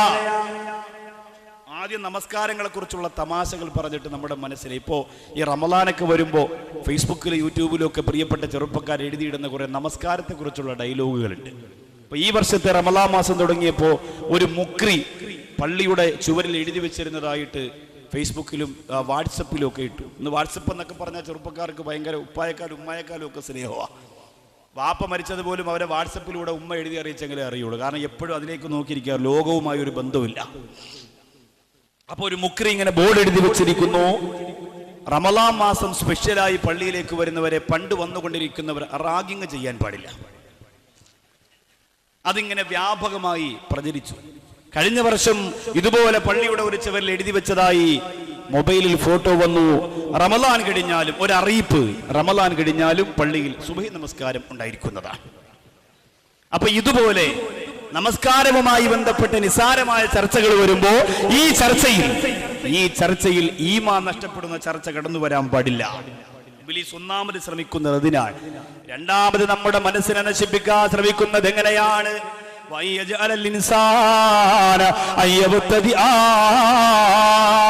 ഒരു മനുഷ്യനെ പുത്തംവാദിയാക്കി മാറ്റുകയാണ്. ഒരു മനുഷ്യനെ ഔലിയാക്കളെ, ആരിഫീങ്ങളെ, അമ്പിയാക്കളെ തെറിവിളിക്കുന്നവനാക്കി മാറ്റുകയാണ്. തറാവീഹില്ലാത്തവനാക്കി മാറ്റുകയാണ്. പാവപ്പെട്ടവർക്ക് അർഹതപ്പെട്ട സക്കാത്ത് പോലും അർഹതപ്പെട്ട രീതിയിൽ കൊടുക്കാറ്, ഞാൻ പറയുന്നതാണ് ശരിയെന്ന് പറഞ്ഞ് പണപ്പിരിവ് നടത്തിയിട്ട് അർഹതപ്പെട്ടവരുടെ സക്കാത്ത് കൊണ്ടുപോയി സംഘടന വളർത്തുന്ന പ്രസ്ഥാനത്തിന്റെ പ്രവർത്തകരാക്കിയിട്ട് ഇബ്ലീസ് അവരെ മാറ്റിക്കൊണ്ടുവരികയാ. സൂക്ഷിക്കണേ. അത് ഇബ്ലീസ് കടന്നു വരുന്ന രണ്ടാമത്തെ വഴിയാ. എത്രയോ വിദ്യാഭ്യാസമുള്ളവർ, പണമുള്ളവർ, ഗൾഫുകാർ, കഷ്ടപ്പെടുന്നവർ, ഒരുപാട് പണം ചെലവഴിക്കുന്നവർ, പക്ഷേ അവർക്ക് ഇബ്ലീസാണ് മനസ്സിന് നേതൃത്വം കൊടുക്കുന്നത്. കാരണം എന്തേ? അവരാരും മുത്തറസൂൽ സാധാരണ മനുഷ്യനാണെന്ന് പറയുന്നവൻ ഒരു സങ്കടമുണ്ടോ? സ്റ്റേജ് കെട്ടിയിട്ട് കയറിയെന്നവൻ പറയുന്നു ഒരു സങ്കടം അവന്റെ മനസ്സിലുണ്ടോ? മക്കത്ത് ഈ വെച്ച മൈമാക്ക എന്ന് പറയുമ്പോൾ അവന്റെ മനസ്സിൽ ഒരു നേരിയ സങ്കടമുണ്ടോ? പറഞ്ഞവരൊക്കെ തമ്മിലടിച്ച് ചത്തൊടുങ്ങിക്കൊണ്ടിരിക്കുക. എന്തൊക്കെ ബുദ്ധിമുട്ടുകൾ അള്ള കൊടുക്കുക. ചിലരൊക്കെ കട്ടിലിന്റെ അടിയിൽ നിന്ന് പിടിച്ചിറക്കുക രാത്രി സമയത്ത് ലൈറ്റ് അടിച്ച്. ചിലരൊക്കെ എന്തുകൊണ്ടാ ഇമാമിങ്ങളെ, ഔലിയാക്കളെ, ആരിഫീങ്ങളെ ഇങ്ങനെ തെറി വിളിച്ചാൽ അള്ളാഹു വെറുതെ കൊടുക്കുകയില്ല. അവരെ വെറുതെ വിടുകയില്ല. അത് ഉറപ്പാണ്. പക്ഷേ അങ്ങനെ പുത്തൻ വാദത്തിന്റെ ആശയ ആദർശങ്ങളെ നമ്മുടെ മനസ്സിലേക്ക് ഇട്ടുതരുന്നതാരാണ്? ഇബ്ലീസ് ലഅനത്തുല്ലാഹിയാണ്. നിന്റെ മനസ്സിലൊരു ബോധമുണ്ടാക്കി കൊടുക്കും. എന്താ? നിന്റെ മനസ്സിലൊരു ബോധമുണ്ടാക്കി കൊടുക്കും, നീ ചെയ്യുന്നതാണ് ശരി, ബാക്കിയുള്ളവരൊക്കെ നരകത്തിലാണ്. നിന്റെ വാപ്പ നരകത്തിൽ, വാപ്പാടെ വാപ്പ നരകത്തിൽ, അവനും അവന്റെ വെമ്പറനോത്തി 3 മക്കളും, ക്ലാസ്സിന് പോകുന്ന 3 മക്കളും മാത്രം സ്വർഗത്തിൽ. ബാക്കിയുള്ള സ്ഥലത്ത് അള്ളാഹു എന്ത് റബ്ബർ വയ്ക്കാൻ പോവാ? ബാക്കിയുള്ള സ്ഥലത്ത് അള്ളാഹു ഇതുപോലെ സമ്മേളനം നടത്താൻ പോവാ? ബാക്കിയുള്ള സ്ഥലം അള്ളാഹു എന്ത് പരിശുദ്ധ സ്വർഗത്തിൽ അല്ല എന്ത് ചെയ്യാൻ പോവാ? ഇബ്ലീസിന്റെ തലച്ചോറിലേക്ക് കുത്തിവെച്ചതെന്ന മാരക വിഷം കൊണ്ട് മോനെ അള്ളാഹുവിന്റെ ദീനിൽ നിന്ന് തെറ്റിപ്പോകേണ്ട, പടച്ചോൻ കാത്തുരക്ഷിക്കട്ടെ. മൂന്നാമത് ഇബ്ലീസ് കടന്നു വരുന്ന മാർഗം മർഹലത്തുൽ മആസിൽ കബീറ, വൻപാപങ്ങൾ ചെയ്യിപ്പിക്കുക. ഉസ്താദുമാരെ കൊണ്ട്, പ്രവാചകന്മാരെ കൊണ്ട്, തലയിൽ കെട്ടുകാരെ കൊണ്ട്, ഹാജിയാക്കന്മാരെ കൊണ്ട്, പള്ളി കമ്മിറ്റിക്കാരെ കൊണ്ട്, ദീനീ പ്രവർത്തകരെ കൊണ്ട്, നിസ്കാരമുള്ളവരെ കൊണ്ട്, നോമ്പ് പിടിക്കുന്നവരെ കൊണ്ട്, അവരെ കൊണ്ടെല്ലാം വൻ പാപങ്ങൾ ഇങ്ങനെ ചെയ്യിപ്പിക്കും. അവരറിയൂല, പുറത്തറിയൂല. അവര് മനസ്സുകൊണ്ട് വിചാരിക്കും ഞാൻ ഇതല്ലേ ചെയ്യുന്നുള്ളൂ, അള്ളാഹു പുറത്തു തരും. ഞാനിതല്ലേ ചെയ്യുന്നുള്ളൂ, അള്ളാഹു പുറത്തു തരും. പെരുന്നാൾ കഴിഞ്ഞിട്ട് ടൂറിന് പോകാൻ തീരുമാനിക്കുന്ന ചെറുപ്പക്കാരൻ, അവന് ഒരു തെറ്റുമില്ല, കള്ളുകുടിയില്ല, പലിശ വാങ്ങലില്ല, കൃത്യമായി നമസ്കരിക്കുന്നവനാണ്. കൂട്ടുകാര് കള്ളുകുപ്പി എടുത്തു കൊടുത്തിട്ട് അവൻ പറഞ്ഞു ഞാൻ കുടിക്കൂല. പക്ഷേ സുന്ദരിയായ ഒരു പെണ്ണിനെ കണ്ടപ്പോ അവന്റെ മനസ്സിന്റെ അകത്ത് വികാരങ്ങൾ കടന്നു വരികയാ. ആ സമയത്ത് ഇബ്ലീസ് അവനോട് പറയുന്നതെന്താ? നീ ഇത് മാത്രമല്ലേ ചെയ്യുന്നുള്ളൂ, അതുകൊണ്ട് അല്ലാഹു നിനക്ക് പുറത്തു തരുമടാ. എന്ന് പറഞ്ഞിട്ട് അവനെ കൊണ്ട് വ്യഭിചരിപ്പിക്കുകയാണ്. മൈസൂരിലേക്ക് പ്രിയപ്പെട്ട ചെറുപ്പക്കാര് ടൂറിന് പോകുന്നവരെന്തിനാ? മൈസൂരിലേക്ക് കാസർഗോഡ് ജില്ലയിലെ ചെറുപ്പക്കാര് ടൂറിന് പോകുന്നവരെന്തിനാ? മൈസൂരിലേക്ക് ടൂറിന് പോകുന്ന വഴിയിൽ കുറെ ലോഡ്ജുകളുണ്ട്. 1000 രൂപ കൊടുക്കുമ്പോ സുന്ദരികളായ 18 വയസ്സുള്ള പെൺകുട്ടികളെ സ്വന്തം വികാര പൂർത്തീകരണത്തിന് പോലീസ് അറിയാറ് സമ്മാനിക്കുന്ന 100 കണക്കിന് ലോഡ്ജുകളുണ്ട്. ആ ലോഡ്ജിന്റെ കപ്പടങ്ങളിൽ വികാര പൂർത്തീകരണത്തിന് വേണ്ടി പിശാചിലോടത്ത് നൃത്തം ചെയ്യോ ആഗ്രഹിക്കുന്ന കാടത്തം മരവിച്ചു പോര മനസ്സിന്റെ ഉടമകളായി ജീവിച്ചുകൊണ്ടിരിക്കുന്ന പ്രിയപ്പെട്ട ചെറുപ്പക്കാരാ, പൊന്നുമോനെ നിനക്ക് നഷ്ടമാണടാ, നഷ്ടമാണ്. മർഹലത്തിൽ കബീറ, വൻപാപങ്ങൾ നിന്നെ കൊണ്ട് ചെയ്യിപ്പിക്കുക, വൻപാപങ്ങൾ നിന്നെ കൊണ്ട് ചെയ്യിപ്പിക്കുക, വൻപാപങ്ങൾ നിന്നെ കൊണ്ട് ചെയ്യിപ്പിക്കുക. അത് ഇബ്ലീസിന്റെ ഒരു തന്ത്രമാണ്. ഇവിടെ വന്നിരിക്കുന്ന എത്രയോ ആളുകളുടെ പണ്ടവും സ്വർണവും ഒക്കെ സൊസൈറ്റിയിൽ, ബാങ്കിൽ, മുത്തൂറ്റിൽ പണയം വെച്ചിരിക്കുകയല്ലേ. കാസർഗോഡ് ജില്ലയിൽ ഒരു പള്ളി മുതൽ അടുത്ത ഒരു ജംഗ്ഷൻ വരെ എണ്ണിയാൽ 10 പള്ളി ഉണ്ടാകും. ആ ഓരോ പള്ളികൾക്കിടയിലും 4ഉം 5ഉം ഗോൾഡ് ലോൺ ബാങ്കിന്റെ പണമിടപാടിന്റെ ഓരോ ഓഫീസുകൾ ഉണ്ടാകും. എന്തുകൊണ്ടാ? സഹോദരിമാർക്ക് പെട്ടെന്നൊരാവശ്യം വന്നാൽ ഒരു റിങ് അടിച്ചു കൊടുക്കുക, കുറച്ചുകൂടി ഒന്ന് ഫ്രണ്ടിൽ കിട്ടും, അല്പം കൂടി പറ്റുന്നിടത്തോളം മാത്രം, അല്ലാതെ വേണ്ട, പറ്റുന്നിടത്തോളം മാത്രം. കാരണം പുറത്ത് നിൽക്കുന്നവർ നനഞ്ഞിട്ടും നിൽക്കുന്നത് കാണുമ്പോൾ സങ്കടമാണ്. അപ്പോൾ അവർക്കൊന്ന് കടന്നിരിക്കാൻ പറ്റുമെങ്കിൽ അവരത്രയും ത്യാഗം ചെയ്യുമ്പോൾ നമ്മൾ അവരെ സ്നേഹിക്കണം. നമ്മുടെ സഹോദരങ്ങൾ നടുവിലെ വഴി നിങ്ങൾ മുറിച്ച് കളയരുത്, അതും ആവശ്യമുണ്ട്. അത് ഞാൻ നേരത്തെ പറഞ്ഞ കാര്യത്തിന് അതില്ലെങ്കിൽ നമുക്ക് കാര്യങ്ങളൊന്നും നടക്കൂല. എന്തായാലും ഇവിടെ വേറൊന്നും നടക്കൂല. ഈ ഒരൊറ്റ വഴിയേ ഉള്ളൂ ചെറിയൊരു ആശ്വാസം. ദയവ് ചെയ്ത് അത് നിങ്ങൾ മൂടിക്കളയരുത്. അല്ല, അത് വേണമല്ലോ, എല്ലാറ്റിനും ഒരു വഴി ആവശ്യമാണ്. അപ്പോൾ പുറകിൽ, സദസ്സിന് പുറകിൽ നിൽക്കുന്നവർ നനയുന്നവരുണ്ട്, അവർ നനഞ്ഞിട്ടും നിന്ന് കേൾക്കാൻ. റമദാനാണ്, ഇനിയുള്ള 3-4 ദിവസം വളരെ വേണ്ടപ്പെട്ട ദിവസം. അള്ളാഹു പൂർണ്ണമായും അമലുകൾ കൊണ്ട് അതിനെ അലങ്കരിക്കാൻ അള്ളാഹു തൗഫീക്ക് തരട്ടെ, അള്ളാഹു തൗഫീക്ക് തരട്ടെ, അള്ളാഹു തൗഫീക്ക് തരട്ടെ. അതുകൊണ്ട് അവർക്കെന്തെങ്കിലും ഈ നനഞ്ഞിട്ട് അസുഖങ്ങളൊക്കെ വന്നാൽ അവരുടെ അമലുകൾ മുടങ്ങും. അതുകൊണ്ട് നമ്മുടെ സഹോദരങ്ങളാണ്. നമ്മൾ നേരത്തെ വന്നതുകൊണ്ട് നമുക്ക് സീറ്റ് കിട്ടി, അവർ വൈകിയത് കൊണ്ട് അവർക്ക് സ്ഥലം കിട്ടിയില്ല എന്ന് പറഞ്ഞ് അവരെ നമുക്ക് അവഗണിക്കാൻ കഴിയില്ല. അവർ അൽഹംദുലില്ലാഹ് ഇതിൻ്റെ അകത്തേക്ക് കടന്നിരിക്കാനുള്ള സൗകര്യം ഒരുക്കി കൊടുക്കണമെന്ന് ഞാൻ ഓർമ്മപ്പെടുത്തുകയാണ്. പരമാവധി ഇവിടെ ചെയ്യാൻ പറ്റുന്ന സൗകര്യം ഇവിടുത്തെ പ്രവർത്തകർ ചെയ്തിട്ടുണ്ട്. കുറച്ചുകൂടി ഒരു വിശാലത ഞാൻ ആഗ്രഹിച്ചിരുന്നു. എന്തായാലും ഇൻഷാ അല്ലാഹ് ആ കെട്ടിടത്തിൻ്റെ ഭാഗത്തൊക്കെ നിൽക്കുന്നവർ വളരെ ശ്രദ്ധയോടുകൂടി നിൽക്കുക. ഇൻഷാ അല്ലാഹ് നിങ്ങൾ ഈ ചെയ്യുന്ന ത്യാഗം റമദാനിലെ ഏറ്റവും വലിയ അമലായി അള്ളാഹു കബൂൽ ചെയ്യുമാറാകട്ടെ. നനഞ്ഞുകൊണ്ടും കഷ്ടപ്പെട്ടുകൊണ്ടും കാലുവേദനിച്ചിട്ടും പരിശുദ്ധ റമദാനെ തറാവീഹിൽ നിന്ന് തളർന്നുപോയ നിങ്ങൾ തളരാതെ ആവേശത്തോടുകൂടി നിൽക്കുന്നത്, ഇന്ന് ഇതിൻ്റെ സമാപനം ഒരു വിലപ്പെട്ട ദുആ നിങ്ങൾക്ക് പറഞ്ഞു തന്നിട്ട് അൽഹംദുലില്ലാഹ് ഒരു ദിക്ർ നിങ്ങൾക്ക് പറഞ്ഞു തന്നിട്ട് ദുആ ചെയ്യുന്നുണ്ട്. ആ ദിക്ർ ബഹുമാനപ്പെട്ട ഖിദർ നബി അലൈഹിസ്സലാം ഇല്യാസ് നബി അലൈഹി സ്വലാത്തു വസ്സലാമിൻ്റെ തലയിൽ നിന്ന് ഹജ്ജ് കർമ്മം കഴിഞ്ഞിട്ട് മുടി വെട്ടി കൊടുക്കുമത്രേ. എന്തൊരു കൗതുകമാണ് അതൊക്കെ ഈ വിഷയത്തിൽ വരുന്നതാണ്. സമയം പോലെ പറയാം, വിഷയം പ്രവിശാലമാണ്. നിങ്ങൾ എത്രത്തോളം ഇരിക്കോ, എനിക്ക് എത്രത്തോളം അല്ല പറയാൻ ആരോഗ്യം തരും, അത്രത്തോളം പോവാം. അള്ളാഹു ജീവിപ്പിച്ച് തരട്ടെ. അപ്പൊ ഖിദർ നബി അലൈഹി സ്വലാം ഇല്യാസ് നബിയുടെ രണ്ടുപേരും ഹജ്ജിന് വരുമത്ര എല്ലാ വർഷവും, ജീവിച്ചിരിക്കുന്നവരാണ് എന്നൊക്കെ പറയുന്നുണ്ട്. അപ്പൊ ഖിദർ നബി പറയുന്ന ഒരു ദിക്റുണ്ട്.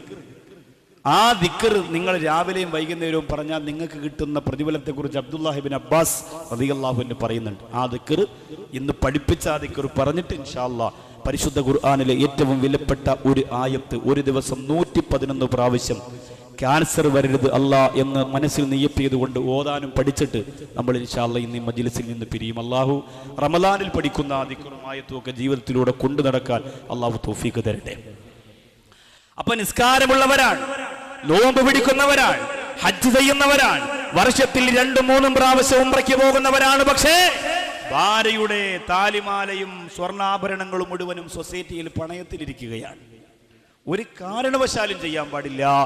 വെള്ളം കുടിക്കാതെ മരിച്ചു പോകുമോ എന്ന് ഭയപ്പെട്ടാൽ പോലും ഒരു റിങ് പണയത്തിൽ കൊണ്ടുപോയി വെക്കാൻ പാടില്ല, അത് ഹറാമാണ്.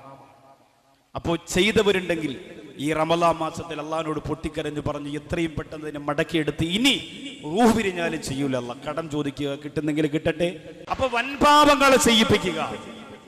വൻപാപങ്ങൾ എന്ന് പറഞ്ഞാൽ വ്യഭിചാരം മാത്രമല്ല, വ്യഭിചാരം എന്ന് പറഞ്ഞാൽ തന്നെ ഹറാമായി അന്യ സ്ത്രീയുടെ മുഖത്ത് നോക്കുന്നതും വ്യഭിചാരമാണ്. അല്ലാഹുവിന്റെ റസൂലിന്റെ കാലഘട്ടത്ത് പരിശുദ്ധ മദീനത്ത് റസൂല് മദീനയിൽ ഇരുന്നു കൊണ്ട് അല്ലാഹുവിന്റെ ഹബീബ് ഒരു അന്യ സ്ത്രീയെ നോക്കുന്നതിന്റെ ഏറ്റവും വലിയ പരിണിത ഫലം നാളെ പരലോകത്ത് വാങ്ങുന്നതിനെ കുറിച്ച് പറയുമ്പോ ഒരു പ്രിയപ്പെട്ട സഹാബി ഓടുകയാ, ഒരു പ്രിയപ്പെട്ട സഹാബി ഓടുകയാ. അല്ലാഹുവിന്റെ റസൂലിന്റെ സഹാബത്തിനോട് പറയുന്നു, ഞാൻ മക്കത്തേക്ക് പോവുകയാണ്, എനിക്കിനി മദീനത്ത് നിൽക്കാൻ കഴിയില്ല, അല്ലാഹുവിന്റെ റസൂലിന്റെ ഭൂമുഖത്തേക്ക് എനിക്ക് നോക്കാൻ കഴിയില്ല. അവര് ചോദിച്ചു എന്തേ കാരണമെന്ന് ചോദിക്കുമ്പോ ആ സഹാബി പറയുന്നു, അൻസാരികളിൽപ്പെട്ട ഒരു സ്ത്രീയുടെ മുഖത്തേക്ക് ഞാൻ ഇന്നലെ അറിയാതെ നോക്കിപ്പോയി, അൻസാരികളിൽപ്പെട്ട ഒരു സ്ത്രീയുടെ മുഖത്തേക്ക് ഞാൻ അറിയാതെ നോക്കിപ്പോയി, അതുകൊണ്ട് അല്ലാഹുവിന്റെ റസൂലിന്റെ മുഖത്തേക്ക് ആ കണ്ണുകൊണ്ട് ഇനി എനിക്ക് നോക്കാൻ കഴിയില്ല, ഞാൻ തെറ്റ് ചെയ്തു പോയല്ലോ, ഞാൻ തെറ്റ് ചെയ്തു പോയല്ലോ, അതുകൊണ്ട് ഞാൻ ഓടുകയാണെന്ന് പറഞ്ഞ് മദീനത്തിൽ നിന്ന് മക്കത്തേക്ക് ഓടുകയാണ്. കഅബാലയത്തിന്റെ മുമ്പത്ത് വന്ന് പൊട്ടിക്കരയുകയാണ്. എന്റെ പ്രിയമുള്ളവരെ, വൻപാപങ്ങളെ പൂർണ്ണമായും ഒഴിവാക്കുക, വൻപാപങ്ങളെ പൂർണ്ണമായും വർദ്ധിക്കുക. ജീവിതത്തിന്റെ കറകളായി വൻപാപങ്ങൾ മനസ്സിന്റെ കത്തേക്ക് കടന്നു വരുമ്പോ, കാസർഗോഡ് ജില്ലയിലെ ചെറുപ്പക്കാരാ, ഞാനിനി പലിശ വാങ്ങൂല, പട്ടിണി കിടന്നാലും വെള്ളം കുടിക്കാതെ മരിച്ചു പോയാൽ, വീട് മഴ പെയ്തുമ്പോ അകത്ത് ചോർന്നൊലിച്ചു പോയാൽ, ഞാനിനി ഒരിക്കലും അല്ലാഹുവേ പടച്ചവരെ പലിശ വാങ്ങൂല. നിങ്ങൾക്കറിയോ, കാസർഗോഡ് ജില്ലക്കടുത്ത് ഒരു പ്രിയപ്പെട്ട പെങ്ങള് മരണത്തോടെ മല്ലടിച്ചുകൊണ്ട് ആത്മഹത്യ ചെയ്യാൻ വേണ്ടി ശ്രമിക്കുകയാണ്. സമ്പത്തില്ല, സ്വത്തില്ല, മരിക്കാൻ വേണ്ടി ഒരുങ്ങുകയാണ്. തന്റെ ഭർത്താവ് കടം വാങ്ങി വെച്ച് പോലെ പർവ്വത സമാനമായ കടം തീർക്കാൻ കഴിയാറ് കടക്കാര് വന്നുകൊണ്ട് ഭാര്യയും മകളെയും ഉപദ്രവിക്കുമ്പോ, ആ പ്രിയപ്പെട്ട ഉമ്മ സ്റ്റൂളെടുത്ത് വെച്ച് ഫാനിലേക്ക് തന്റെ കഴുത്തിൽ കുരുക്കിടുകയാണ്. ആ സമയത്ത് മകള് പറയുന്നു, ഉമ്മ നൗസാർ വാക്കവിയോടൊന്ന് വിളിച്ചിട്ട് ആത്മഹത്യ ചെയ്താലോ? ആരെങ്കിലും ഉണ്ടോ? പരിചയക്കാരുണ്ടോ? ബിസിനസ്സുകാരുണ്ടോ? ഉസ്താദിന്റെ പരിചയത്തിൽ ആരെങ്കിലും സമ്പന്നരുണ്ടോ? നമ്മുടെ കടമൊന്ന് തീർത്തു തരാ. അവരെങ്ങനെ ആരെടുത്തോ ചോദിച്ചിട്ടുണ്ട് വീട്ടിലേക്ക് വരികയാണ്. പാവപ്പെട്ട എന്റെ ഭാര്യ, ഏത് പാവപ്പെട്ടവര് വന്നാലും സൽക്കരിക്കുന്ന ഭാര്യ, കള്ളവും കപടയും തിരിച്ചറിയാറ്, അടുക്കളയിൽ കൈതീരിറ്റ് ഭക്ഷണം കൊടുത്ത് സ്നേഹം കൊടുക്കുമ്പോ സങ്കടത്തോടെ എന്നെ വിളിച്ചു പറയുന്നു, നിങ്ങളെ കാണാൻ ഒരാൾ വീട്ടിൽ വന്നിരിക്കുകയാ. ഞാൻ പറഞ്ഞു, ആര് വന്നാലും അങ്ങനെ വീട്ടിനകത്ത് കയറ്റല്ലേ, കാലഘട്ടം അങ്ങനെയാണ്, ഞാൻ എപ്പോഴും അവിടെ ഇല്ലാത്തതല്ലേ. ഇല്ല വാക്കവി, എനിക്ക് കേറ്റാതിരിക്കാൻ കഴിയില്ല. ആ പ്രിയപ്പെട്ട സഹോദരി ആത്മഹത്യയുടെ മുനമ്പിൽ നിന്ന് രക്ഷപ്പെട്ടു വന്നവരാണ്. ഞാൻ ചെന്നപ്പോഴവര് പറഞ്ഞിരുന്നെന്നറിയോ, യൂസുഫ് എനിക്കൊരു കത്ത് തരുമോ? ലുലുവിന്റെ യൂസുഫ് എനിക്കൊരു കപ്പ് എഴുതി തരുമോ? നിങ്ങളൊന്നും എനിക്ക് തരണ്ട, അവസാന സമയത്തിന്റെ പൊന്നുമോൾ എനിക്ക് തന്ന പ്രതീക്ഷയാ. എന്റെ പ്രിയപ്പെട്ടവര്, ഇങ്ങനെ എത്രയോ പാവപ്പെട്ടവരുണ്ട്, അവർക്ക് വേണമെങ്കിൽ വ്യഭിചരിച്ചുകൊണ്ട് കടം തീർക്കാമല്ലോ. അല്ലാഹ് പേടിച്ചപ്പോ അനുവദിക്കുന്നില്ല. പിന്നെ ചെയ്യാൻ പറ്റുന്ന ആത്മഹത്യയാ, നരകമാണെങ്കിലും പ്രശ്നമില്ല, ആത്മഹത്യ ചെയ്യാ എന്നവര് തീരുമാനിച്ചിട്ട് രംഗത്ത് വരുമ്പോ, സമ്പന്നവർഗമേ കണക്ക് പറയണം കേട്ടോ. പാവപ്പെട്ടവരെ കൊണ്ട് ബാങ്ക് ലോൺ എടുപ്പിക്കുന്നതിന് നീ ഒരു കാരണമാണെങ്കിൽ, പാവപ്പെട്ട സഹോദരിമാരുടെ പണ്ടവും പണയപ്പെടുത്തുന്നതിന് നീ ഒരു കാരണമാണെങ്കിൽ, നിനക്ക് നിന്റെ കൊട്ടാരമാണ് വരുതെങ്കിൽ, നിനക്ക് നിന്റെ വാഹനമാണ് വരുതെങ്കിൽ, നിനക്ക് നിന്റെ പ്രസ്ഥാനമാണ് വരുതെങ്കിൽ, നിനക്ക് നിന്റെ ജീവിതമാണ് വരുതെങ്കിൽ, നിനക്ക് നിന്റെ മക്കളുടെ വിദ്യാഭ്യാസമാണ് വരുതെങ്കിൽ, അല്ലാഹു ചോദിക്കപ്പെടാ. അതുകൊണ്ടാണ് ഇവിടുത്തെ ദാരിമി ഉസ്താദിന്റെ നേതൃത്വത്തിൽ, ഖത്തർഹാദിയുടെ നേതൃത്വത്തിൽ ആയിരക്കണക്കാറ് പാവപ്പെട്ടവന്റെ കണ്ണീരപ്പാ, ക്യാൻസർ രോഗം ബാധിച്ച് പൊട്ടിക്കരയുന്നവർക്ക് ആശ്വാസം കൊടുക്കാ. എന്റെ പ്രിയപ്പെട്ട പ്രാസ്ഥാനിക പ്രവർത്തകർ രംഗത്ത് വന്നിരിക്കുന്നതാ, മടങ്ങി വരികയാ. ഇബ്ലീസ് കടന്നു വരുന്ന നാലാമത്തെ വടിയേരെന്നറിയോ? മർഹലത്തി മആസി സഗീറാ, ചെറിയ ചെറിയ പാപങ്ങളെ നിങ്ങളെ കൊണ്ടവൻ ചെയ്യിപ്പിക്കുകയാ, ചെറിയ പാപങ്ങളെ നിങ്ങളെ കൊണ്ടവൻ ചെയ്യിപ്പിക്കുകയാ. എന്നിട്ട് എന്തിനെന്നറിയോ? അതിലൂടെ വൻപാപത്തിലേക്ക് കടന്നു വരികയാണ്. എപ്പോഴെന്നറിയില്ല. അല്ലാ, നമ്മളറിയാതെ മനസ്സിന്റെ കവാടത്തിലേക്ക് ഇബ്ലീസ് കടന്നു വരുന്നത് എപ്പോഴെന്നറിയില്ല. നമ്മുടെ നന്മയുറ്റ മനസ്സിൽ വിഷം വരുന്നത് എപ്പോഴെന്നറിയില്ല. നമ്മുടെ നന്മയുറ്റ മനസ്സ് നശിച്ചു പോകുന്നത് എപ്പോഴെന്നറിയില്ല. അല്ലാഹുവിന്റെ റസൂൽ പറയുന്നു, ആരുടെയും പ്രവർത്തനം കണ്ടിട്ട് നിങ്ങൾ അഭിമാനിക്കണ്ട, ആരുടെയും പ്രവർത്തനം കണ്ടിട്ട് നിങ്ങൾ അഭിമാനിക്കണ്ട. അവൻ മരിക്കുന്നൊരു നരകത്തിന്റെ അവസ്ഥയിലായിരിക്കുമോ എന്നറിയാൻ കഴിയില്ല.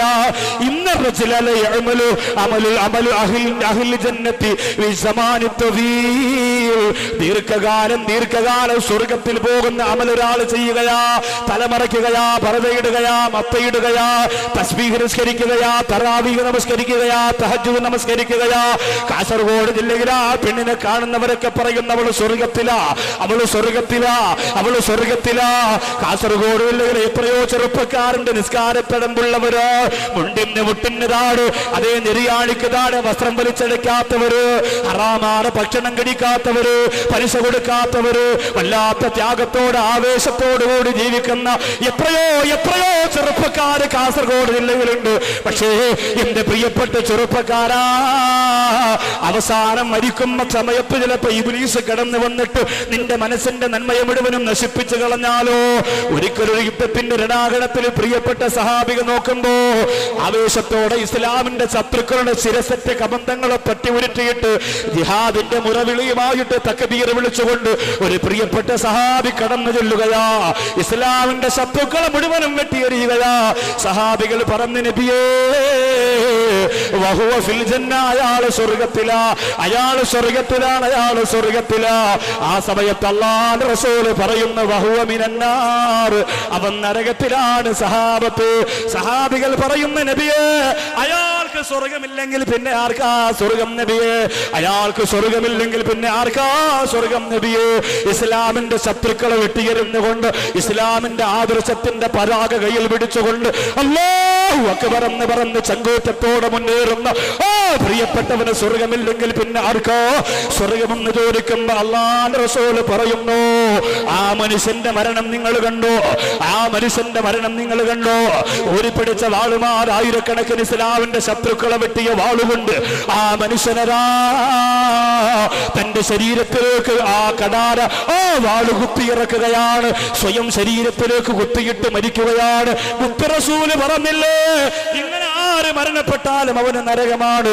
സഹാബികൾ ചോദിക്കുന്നു, നബിയേ അയാൾക്ക് എന്ത് പറ്റിപ്പോയി നബിയേ, അയാൾക്ക് എന്ത് പറ്റിപ്പോയി നബിയേ. ആ സമയത്ത് അല്ലാഹുവിന്റെ റസൂല് പറയുന്നു, അവസാന സമയം അവന്റെ നന്മയുള്ള മനസ്സിലേക്ക് ഇബ്ലീസ് വിഷം കോരി ഒഴിച്ചതാ.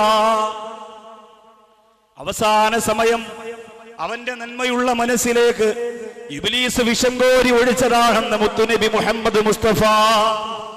സൂക്ഷിക്കണേ സഹോദരാ, ശ്രദ്ധിക്കണേ സഹോദരാ.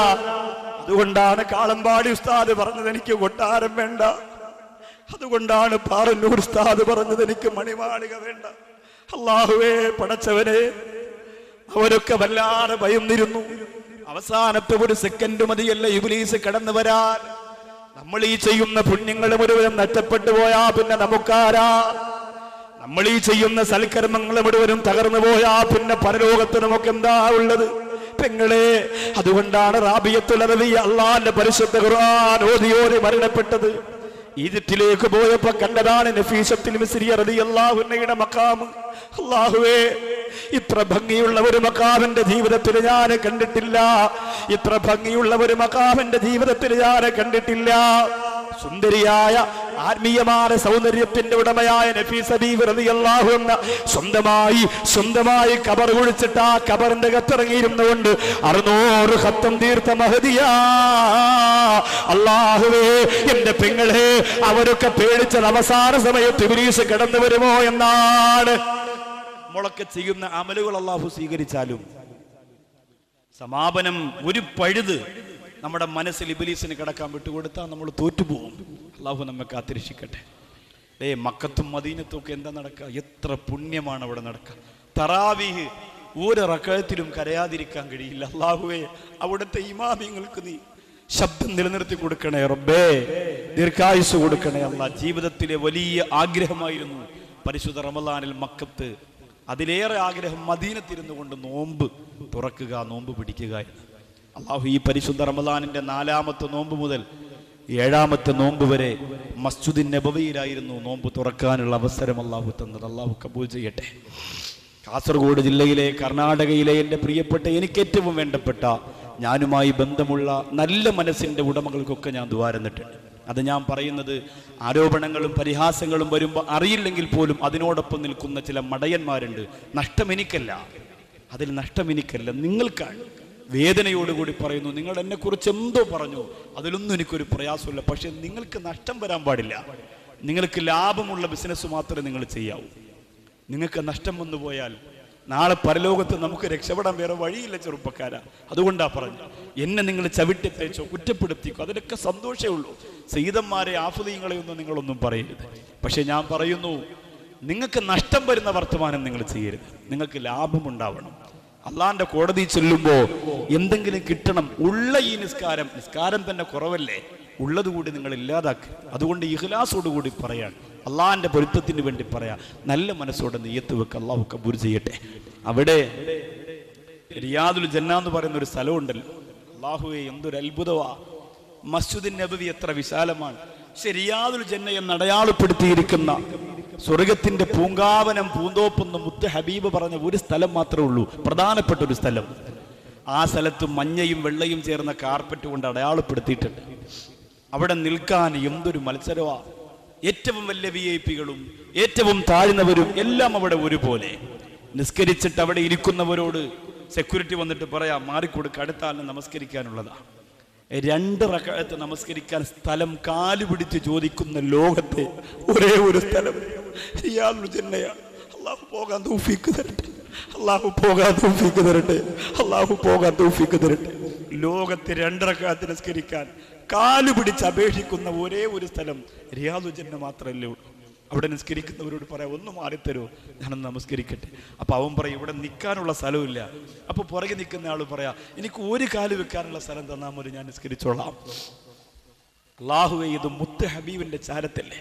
ഞാനെങ്ങനെ റമദാനിൽ വലിയ തിരക്കാണല്ലോ, അങ്ങനെ അല്ലാഹുവേ ആ റിയാദുൽ ജന്നയിലൊന്ന് കയറാൻ വേണ്ടി എന്നോടൊപ്പം ഒരു ക്യാൻസർ രോഗം ബാധിച്ച സഹോദരൻ ഉണ്ടായിരുന്നു.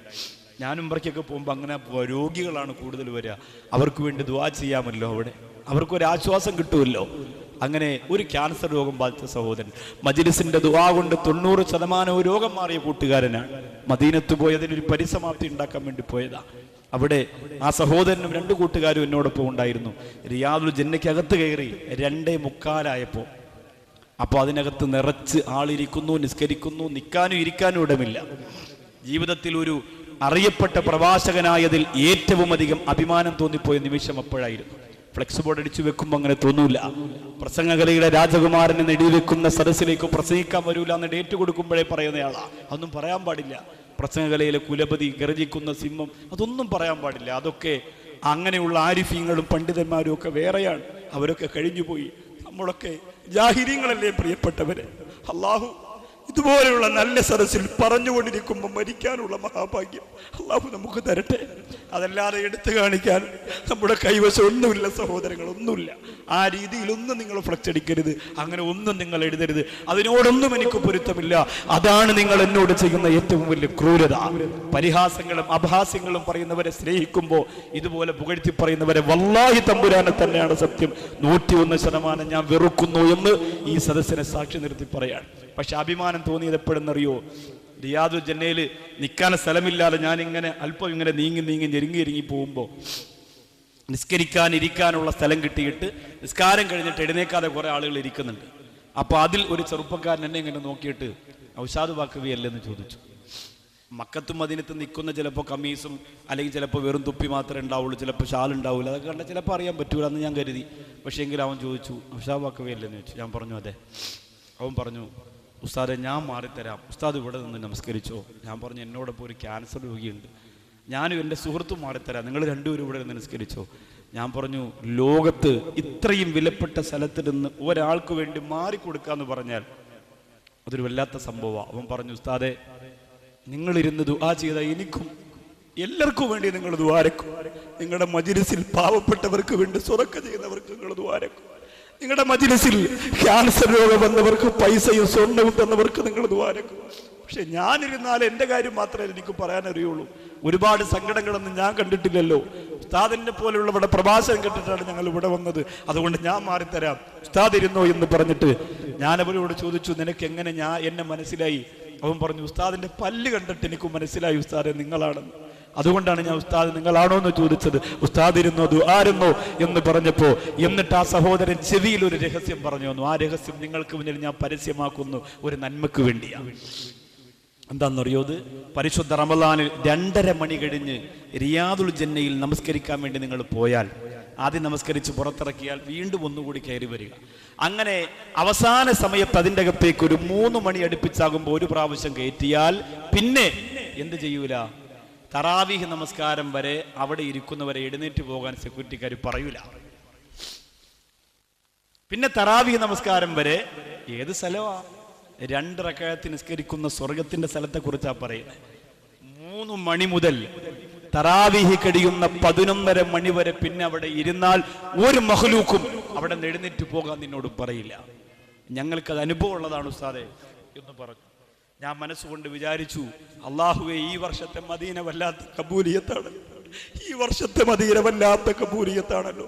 4 ദിവസവും ആരോഗ്യമായ സഹോദരനെയും പിടിച്ച് 2 മണിയാവുമ്പോ പൊരുവയിലത്തോടി മസ്ജിദുൻ നബവിക്കകത്ത് റിയാദുൽ ജന്നയിലേക്ക് ചെന്നിരിക്കാൻ വേണ്ടി മത്സരിക്കും. 4 ദിവസവും അതിന്റെ അകത്ത് സ്ഥലം കിട്ടി. അള്ളാഹുവിന്റെ ഹബീബിന്റെ ചാരത്തിരുന്ന് നോമ്പ് തുറന്നു. അവിടെ ഇന്ന് വരെ പോയിട്ട് നമസ്കരിക്കാൻ അവസരം കിട്ടാത്ത സാധുക്കൾ ഉണ്ടെങ്കിൽ ഈ സദസ്സിലൊന്ന് കൈ ഉയർത്തുക. ഇന്ന് നിങ്ങൾക്ക് ആ ഭാഗ്യം കിട്ടാൻ പോവാൻ. ഈ സദസ്സ് അഭിമാനത്തോടെ കൈ ഉയർത്തുക. ഞാൻ പോയിട്ടില്ല ഉസ്താദേ, ഞാൻ പോയിട്ടില്ല. ആരാ ഉള്ളത്? ആരും? എല്ലാവരും പോയിട്ടുണ്ടോ? ഉയർത്ത് ദുആ ചെയ്യാൻ പോവാ. കൈ അങ്ങനെ വെച്ചിട്ട് ദുആ ചെയ്യാൻ പോവാ. മരിക്കുന്നതിന് മുമ്പ് അങ്ങനെ ഒരു ഭാഗ്യം കിട്ടിയില്ലെങ്കിൽ നമ്മൾ ആകെ നഷ്ടത്തിലാണ്. കൈ അങ്ങനെ തന്നെ വെച്ചോ. അള്ളാന്റെ മലക്കുകൾ എഴുതിയെടുക്കട്ടെ. അല്ലാഹുമ്മ സ്വല്ലി അലാ മുഹമ്മദ്, അല്ലാഹുമ്മ സ്വല്ലി അലൈഹി വസല്ലം. അല്ലാഹ്, പടച്ചവരെ, ഇവരെ ആ പുണ്യസ്ഥലത്ത് നമസ്കരിപ്പിക്കാതെ മരിപ്പിക്കല്ലേ അല്ലാ. അല്ലാഹുവേ, ഇവരെ ആ പുണ്യസ്ഥലത്ത് നമസ്കരിക്കാതെ മരിപ്പിക്കല്ലേ അല്ലാ. മുത്തായ റസൂലിന്റെ ചാരത്തിരുന്നു കൊണ്ട് നമസ്കരിക്കാനുള്ള മഹാഭാഗ്യം നീ അവർക്ക് കൊടുക്കണേ അല്ല. അതിനുള്ള സാമ്പത്തികം കൊടുക്കണേ അല്ല. അതിനുള്ള വഴികൾ തുറന്നു കൊടുക്കണേ അല്ല. അതിനുള്ള തടസ്സങ്ങൾ മാറ്റി കൊടുക്കണേ അല്ല. അൽഹംദുലില്ലാ, അള്ളാഹുവാണ് തരുന്നത്. നിങ്ങൾ പറയും, ഞാനിപ്പോൾ അവിടെ ബിസിനസ് തുടങ്ങിയോണ്ടാണ് എനിക്ക് ഇത്രയും കിട്ടിയത്, ഇവിടെയും കൂടി ഉണ്ടായിരുന്നെങ്കിൽ ഇത്രയും കിട്ടുമായിരുന്നു. അതൊന്നും ചിന്തിക്കണ്ട. അതിന് അള്ളാഹുവിനൊരു പ്രത്യേക റൂട്ടുണ്ട്. ഒരു പരീക്ഷണം പോലെ സമ്പത്ത് ഇങ്ങനെ കയറ്റിയും ഇറക്കിയും അള്ളാഹു കൊണ്ടുവരും. അവിടെ നിങ്ങളുടെ മനസ്സുപോലെയാണ് പിന്നെ അള്ളാഹു തരുന്നതും തരാതിരിക്കുന്നതും. അള്ളാഹു തൗഫീക്ക് തരട്ടെ. അപ്പൊ ഈ മേഖലയിലൊക്കെ പിശാചിന്റെ മനസ്സിലേക്ക് കടന്നു വന്ന് മനസ്സിനെ ചാഞ്ചാട്ടമുണ്ടാക്കും. ഇന്നമാ സുമ്മിയൽ ഖൽബു ലിതഖല്ലുബിഹി. ഹൃദയത്തിന് ഖൽബ് എന്ന് പേര് വെച്ചിരിക്കുന്നത് തന്നെ അത് ചാഞ്ചാടുന്നത് കൊണ്ടാണ്. അതിങ്ങനെ ചില സമയത്ത് നിസ്കരിക്കണമെന്ന് തോന്നും, ചില സമയത്ത് ഫുട്ബോൾ കളി കാണണമെന്ന് തോന്നും. ഒരു ചെറുപ്പക്കാരൻ കുറച്ച് ദിവസം മുമ്പ് ഫോണിലൂടെ കരഞ്ഞിട്ട് വിളിച്ചു പറയാം. ഞാൻ ചോദിച്ചു, എന്താ വാപ്പ മരിച്ചു? അല്ല ഉസ്താദേ, എന്റെ മെസ്സിക്ക് വേണ്ടി നിങ്ങൾ ദ്വാരക്കണോ? കായിക താരത്തെ കുറ്റം പറയാൻ ഞാനല്ല, ഞാനും നിങ്ങളൊക്കെ പോലെ തന്നെ കളി വിനോദങ്ങളൊക്കെ ഇഷ്ടപ്പെടുന്നയാളാണ്. പക്ഷെ അത് ആദർശത്തെ കളഞ്ഞുകൊണ്ടാവരുത്. തറാവീഹ് മുടക്കിയിട്ടും അള്ളാഹയെ കച്ചവടം ചെയ്തിട്ടും ആവരുത്. അള്ളാഹു നന്മ മനസ്സിൽ പ്രകാശിപ്പിച്ചു തരട്ടെ. അപ്പോൾ ആ ഹൃദയം ഇങ്ങനെ മാറി മറിയുന്നത് കൊണ്ടാണ് അതിന് ഹൃദയം എന്ന പേര് വെച്ചിരിക്കുക. കൽബെന്ന് പറഞ്ഞാൽ മറിയുന്നത് എന്നാണ് അർത്ഥം. നമ്മുടെ ഹൃദയത്തിനിട്ടിരിക്കുന്ന പേര് കൽബ് എന്നാണ്. മാറി മാറി വരും. ചിലപ്പോൾ നിസ്കരിക്കാൻ തോന്നും, ചിലപ്പോൾ നിസ്കരിക്കാൻ തോന്നില്ല. ചിലപ്പോൾ ഹജ്ജിന് പോകാൻ തോന്നും, ചിലപ്പോൾ സിനിമയ്ക്ക് പോകാൻ തോന്നും. അങ്ങനെയാണ്. ചിലപ്പോൾ സംസം വെള്ളം വേണമെന്ന് തോന്നും, ചിലപ്പോൾ കള്ളു കുപ്പി എടുക്കണമെന്ന് തോന്നും. ഇത് മനുഷ്യന്റെ മനസ്സിങ്ങനെ മാറി മാറി വരും. അതുകൊണ്ട് അതിനെ നിങ്ങൾ സൂക്ഷിച്ചു കൊള്ളുക. ലമ്മത്തും ഫീ ശൈത്താൻ, ഇന്നൽ ശൈത്താന ലമ്മത്തും ഫി ഇബ്നി ആദമ വ ഇന്നലിൽ മലകി ലമ്മത്തും ഫി ഇബ്നി ആദമ. ശൈത്താനും മലക്കിനും നിന്റെ മനസ്സിൽ സ്വാധീനമുണ്ട്. ശൈത്താന്റെ സ്വാധീനമാണ് വരുന്നതെങ്കിൽ അബ്ദുൽ കരീമിനെ മക്കൾ ചെയ്തതുപോലെ മക്കൾ ചെയ്യാൻ ഒരുങ്ങുന്നതാ. ശൈത്താനാണ് മനസ്സിനെ സ്വാധീനിക്കുന്നതെങ്കിൽ കുഷ്ടത്തരങ്ങൾ മനസ്സിന്റെ അകത്ത് കടന്നു വരുമ്പോ അബ്ദുൽ കരീം എന്ന് പറയുന്ന വ്യവസായ പ്രമുഖനായ സഹോദരന്റെ കഴുത്തിൽ കത്തിവെച്ചതാരാ? ശത്രുക്കളല്ല, ബിസിനസ്സിലുള്ള അസൂയാലുക്കളല്ല. പിന്നെ ആരാ? പ്രിയപ്പെട്ടവര്, നിങ്ങൾ പത്രമാധ്യമങ്ങളിലൂടെ അറിഞ്ഞവരല്ലേ? അബ്ദുൽ കരീം എന്ന് പറയുന്ന പ്രിയപ്പെട്ട പിതാവിന്റെ കഴുത്തിൽ കത്തിവെച്ചത് ആ പ്രിയപ്പെട്ട സഹോദരന്റെ 2 മക്കളാ. ആ സഹോദരന്റെ 2 മക്കളാ. ഭക്ഷണം കൊടുത്ത, സ്നേഹം കൊടുത്ത, വളർത്തിക്കൊണ്ടുവന്ന ആ പ്രിയപ്പെട്ട മക്കള് പ്രിയപ്പെട്ട ഉപ്പായെ കൊന്നൊടുക്കിയത് എന്തിനെന്നറിയോ? ഉപ്പ 2ാമത് വിവാഹം കഴിച്ചപ്പോ ആ പ്രിയപ്പെട്ട ഭാര്യയിലൂടെ നമുക്ക് അവകാശപ്പെട്ട സ്വത്ത് നഷ്ടപ്പെട്ടു പോകുമോ എന്ന് പേടിച്ചിട്ട് സ്വത്ത് നഷ്ടപ്പെട്ടു പോകുമോ എന്ന് പേടിച്ചിട്ട് ആ മക്കൾ തന്നെ വാപ്പാടെ കഴുത്തിൽ കത്തി വെച്ചില്ലേ? അത് ഇബ്ലീസ് മനസ്സിന്റെ കത്ത് കടന്നു വരുമ്പോഴാ കണ്ടില്ലേ ഫലസ്തീന്റെ അവസ്ഥ എന്തോ? ഗാസാ പെരുവിന്ന് ചുടുനിണമണഞ്ഞു കിടക്കുന്ന മണൽപ്പരപ്പിന്റെ അവസ്ഥ എന്താ? അല്ലാഹുവേ, ഞാൻ ഫലസ്തീനിൽ പോയിരുന്നതാ, മസ്ജിദുൽ അഖ്സയിൽ പോയിരുന്നതാ. എന്റെ പ്രിയപ്പെട്ട സഹോദരൻ അന്തുവള്ളങ്കോട് ഉൾപ്പെടെ എന്റെ മുമ്പിലിരിക്കുന്ന ആശിഖ് ഉൾപ്പെടെ ഒരുപാട് സഹോദരങ്ങൾ ഉണ്ടായിരുന്നു പോകാൻ. ആ ഫലസ്തീനിലേക്ക് ചെന്നപ്പോ വല്ലാത്ത അത്ഭുതം തോന്നിപ്പോയി. അല്ലാഹുവേ, മസ്ജിദുൽ അഖ്സയെ നീ മോചിപ്പിക്കണേ അല്ലാ, മസ്ജിദുൽ അഖ്സയെ നീ മോചിപ്പിക്കണേ അല്ലാ. പടച്ചവനെ, സൗദി അറേബ്യയിലെ പ്രിയപ്പെട്ട ഇമാമിങ്ങൾ 27 രാവിലെ നെഞ്ചുപൊട്ടി ദുആ ചെയ്യുന്നത് എന്തിനെന്നറിയോ? മരിക്കുന്നതിന് മുമ്പ് മസ്ജിദുൽ അഖ്സയിൽ 2 റകഅത്ത് നമസ്കരിക്കാൻ ഞങ്ങൾക്ക് ഭാഗ്യം തരണേ അല്ലാ. അവർക്ക് അവിടെ പോകാൻ കഴിയില്ല. സൗദി പൗരന്മാർ ഫലസ്തീനിന്റെ ബൗണ്ടറി കടക്കാൻ അവർ സമ്മതിക്കില്ല. ആ സെക്കൻഡിൽ അവർ വെടിവെച്ചു കൊല്ലാൻ തീരുമാനിച്ചിരിക്കുകയാണ്. അവിടെയാണ് പാവപ്പെട്ട ഞങ്ങൾ പോയത്, അവിടെയാണ് പാവപ്പെട്ട ഞങ്ങൾ പോയത്. അല്ലാഹുവേ, ഫലസ്തീനിന്റെ തിരുവോരത്ത് അവിടുത്തെ കണ്ണീര് കാണാൻ വേണ്ടി നടക്കുമ്പോ ആപ്പിള് പോലിരിക്കുന്ന റോസാ പുഷ്പം പോലിരിക്കുന്ന ഫലസ്തീന്റെ മക്കളെ കണ്ടു, ചോര തുളുമ്പി നിൽക്കുന്ന കുഞ്ഞു മക്കളെ കണ്ടു. അവര് വന്നിട്ട് ഞങ്ങളോടൊപ്പം വന്നവരോട് ഇങ്ങനെ കൈ നീട്ടുകയാണ്. വിശക്കുകയാണ് ബാബാ, വിശക്കുകയാണ് ബാബാ എന്ന് പറഞ്ഞ് കൈ നീട്ടുമ്പോ ഇസ്രായേലി പട്ടാളക്കാരുടെ ക്രൂരമായ നരഹത്യക്ക് വിധേയമായിട്ട് ഒരു ഭാഗത്തേക്ക് വലിച്ചെറിയപ്പെട്ട പാവപ്പെട്ട മക്കളായിരുന്നു അവര്. അവിടെ എന്നോടൊപ്പം വന്നവരെ ഞാൻ കൊണ്ടുപോയത് എവിടെയാണ്? ഫലസ്തീനിലെ അഭയാർത്ഥി ക്യാമ്പിലേക്കാണ്. സുബ്ഹാനല്ലാഹ്. ഒരു നേരത്തെ ഭക്ഷണത്തിന് വേണ്ടി പൊട്ടിക്കരയുന്നവർക്ക് വേണ്ടി പാചകം ചെയ്യാനൊന്നുമില്ലാതെ വിഷമിക്കുമ്പോ എന്നോടൊപ്പം വന്നവരോട് ഞാൻ പറഞ്ഞു, നിങ്ങളുടെ കയ്യിലുള്ള കാശ് എടുക്കുക, എന്നിട്ട് ഫലസ്തീനിലെ പാവപ്പെട്ടവർക്ക് ഒരു നേരത്തെ ബിരിയാണിക്കുള്ള കാശ് കൊടുക്കാമല്ലോ. നമ്മുടെ നാട്ടിൽ നമ്മുടെ മക്കൾക്ക് വേണ്ടി ബിരിയാണി വെച്ചിട്ട് ചെമ്പ് കണക്കിന് കൊണ്ടുവന്ന് മണ്ണുകൊത്തിയിട്ട് കുടിച്ചു മൂടുന്ന സമ്പന്നവർഗോ കോടിക്കണക്കിന് രൂപ കാസർഗോഡ് ജില്ലയുടെ കല്യാണം 50 കോടി മുടക്കാതെ കല്യാണമുണ്ടോ കാസർഗോഡുകാരോ? പൊന്നുപോലെ ശരീരം നിറച്ചു സ്വർണം തൂക്കാതെ കല്യാണമുണ്ടോ? അങ്ങനെ മുടക്കിയിട്ട് എത്ര ബിരിയാണിയാ കുടിച്ചു മൂടുന്നത്, എത്ര ആഡംബരമാ ജീവിതത്തിലൂടെ കാണിക്കുന്നത്. ആ വന്നവരോട് പറഞ്ഞു, നിങ്ങൾ കാശെടുക്കുക. ആ കാശെടുത്തിട്ട് പാവപ്പെട്ട ഫലസ്തീനിന്റെ പിഞ്ചു മക്കൾക്ക് ഭക്ഷണം വെച്ചു കൊടുക്കുക. അവിടെ കാശ് കൊടുത്ത് എഴുതി ഒപ്പിടുമ്പോ ഒരു സഹോദരൻ ഫോട്ടോ എടുത്ത് ഫേസ്ബുക്കിൽ ഇടുകയാണ്. നൗഷാദ് വാക്കവി ഫലസ്തീനിലെ പാവപ്പെട്ടവർക്ക് പൈസ പിരിച്ചു കൊടുക്കുകയാ. അതിന്റെ ഇടയിൽ കമന്റ് എഴുതിയത് എന്തെന്നറിയോ? സങ്കടമുണ്ട് ചെറുപ്പക്കാരാ, സങ്കടമുണ്ട് ചെറുപ്പക്കാരാ, ഒരു നന്മയും നിനക്ക് സ്വീകരിക്കാൻ കഴിയുന്നില്ലല്ലോ, ഒരു നന്മയും നിനക്ക് സ്വീകരിക്കാൻ കഴിയുന്നില്ലല്ലോ. ചില മണ്ടന്മാർ ഇതിന്റെ താഴെ കമന്റ് എഴുതിയതായി ചെറുപ്പക്കാര് വിളിച്ചു പറഞ്ഞത് എന്തെന്നറിയോ? നൗഷാദ് വാക്കവി ഫലസ്തീനിൽ പോയും പൈസ പിരിക്കുകയാണോ? അവിടുത്തെ പാവപ്പെട്ട മക്കൾക്ക് പൈസ കൊടുക്കുന്നത് ഫോട്ടോ എടുത്ത് ഫേസ്ബുക്കിൽ ഇട്ടിട്ട് ആളാവുകയാണോ? അല്ലാഹുവേ, ഒരു നന്മയും ചെയ്യാൻ കേരളത്തിന്റെ ചെറുപ്പക്കാർ അനുവദിക്കുന്നില്ല, ഒരു നന്മയും ചെയ്യാൻ സമ്മതിക്കുന്നില്ല. പരിഹാസത്തിന്റെ കൂരമ്പങ്ങൾ എഴുതി വിടുമ്പോ പലരൂല ചെറുപ്പക്കാരോ, പലരൂല ചെറുപ്പക്കാരോ എവിടെ നിന്നൊക്കെ ഏതൊക്കെ കോലത്തിന് രൂപത്തിലും ഭാവത്തിലും ഒളിഞ്ഞും തെളിഞ്ഞും നിങ്ങൾ ആക്രമിച്ചു പോയാലും പലരൂല ചെറുപ്പക്കാരാ. കാരണം എന്തെന്നറിയോ? എന്റെ മനസ്സിന്റെ കത്ത് കുടികൊള്ളുന്നത് കണ്ണിയത്ത് ഉസ്താദാ, എന്റെ മനസ്സിന്റെ കത്ത് നിറഞ്ഞു നിൽക്കുന്നത് കാളമ്പാടി ഉസ്താദാ, എനിക്ക് നേതൃത്വം തരുന്നത് പാണക്കാട് തങ്ങന്മാരാ, എന്നെ സ്നേഹിക്കുന്നത് പാറന്നൂർ ഉസ്താദിനെ പോലുള്ള ഗുരുവര്യന്മാരാ. അതുകൊണ്ട് ഏതൊക്കെ സോഷ്യൽ മീഡിയ ഉപയോഗിച്ചുകൊണ്ടോ ഏറ്റവും വലിയ നരകത്തേക്ക് വേണ്ടി നിങ്ങൾ ഒരുങ്ങി വന്നാലും എന്റെ ചെറുപ്പക്കാരാ, നൗഷാദ് വാക്കവി തളരുമെന്ന് നീ മോഹിക്കണ്ട പൊന്നുമോനെ. ഞാൻ പറഞ്ഞു വരുന്നത് ഫലസ്തീന്റെ രംഗമാണ്. സുബ്ഹാനല്ലാഹ്. പത്രത്തിലൂടെ കണ്ടില്ലേ 2.5 വയസ്സുള്ള മൗറൂഫ, 2.5 വയസ്സുള്ള മൗറൂഫ, 2.5 വയസ്സുള്ള മൗറൂഫ എന്ന പൊന്നുമോള് അല്ലാഹുവേ കയ്യിലെടുത്ത് ഇങ്ങനെ വെച്ചിരിക്കുകയാണ്.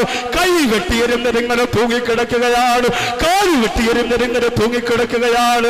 മൗറൂഫയുടെ കൂട്ടുകാരികൾ തങ്കക്കുടം പോലിരിക്കുന്ന പൊന്നുമോള് ഇനി കളിക്കാൻ കിട്ടില്ലല്ലോ എന്ന് പറഞ്ഞുകൊണ്ട് മനസ്സ് പൊട്ടിത്തകർന്ന് നിലവിളിക്കുന്ന രംഗം വാർത്താ മാധ്യമങ്ങൾ പുറത്തുവിട്ടപ്പോ അത് ഫലസ്തീനിലല്ലോ, അത് നോമ്പ് പിടിക്കുന്ന പാവപ്പെട്ടവന്റെ കുടുംബത്തിലല്ലോ, അത് തറാവീഹ് കഴിഞ്ഞിറങ്ങിയ പ്രിയപ്പെട്ട ഉമ്മയുടെ മാരടത്തിൽ നിന്ന് നിന്ന് വലിച്ചെടുത്ത് കൊണ്ടുപോയി ആ ഉമ്മയുടെ മുമ്പിലിട്ട് വെട്ടിയിരുന്നതല്ലേ.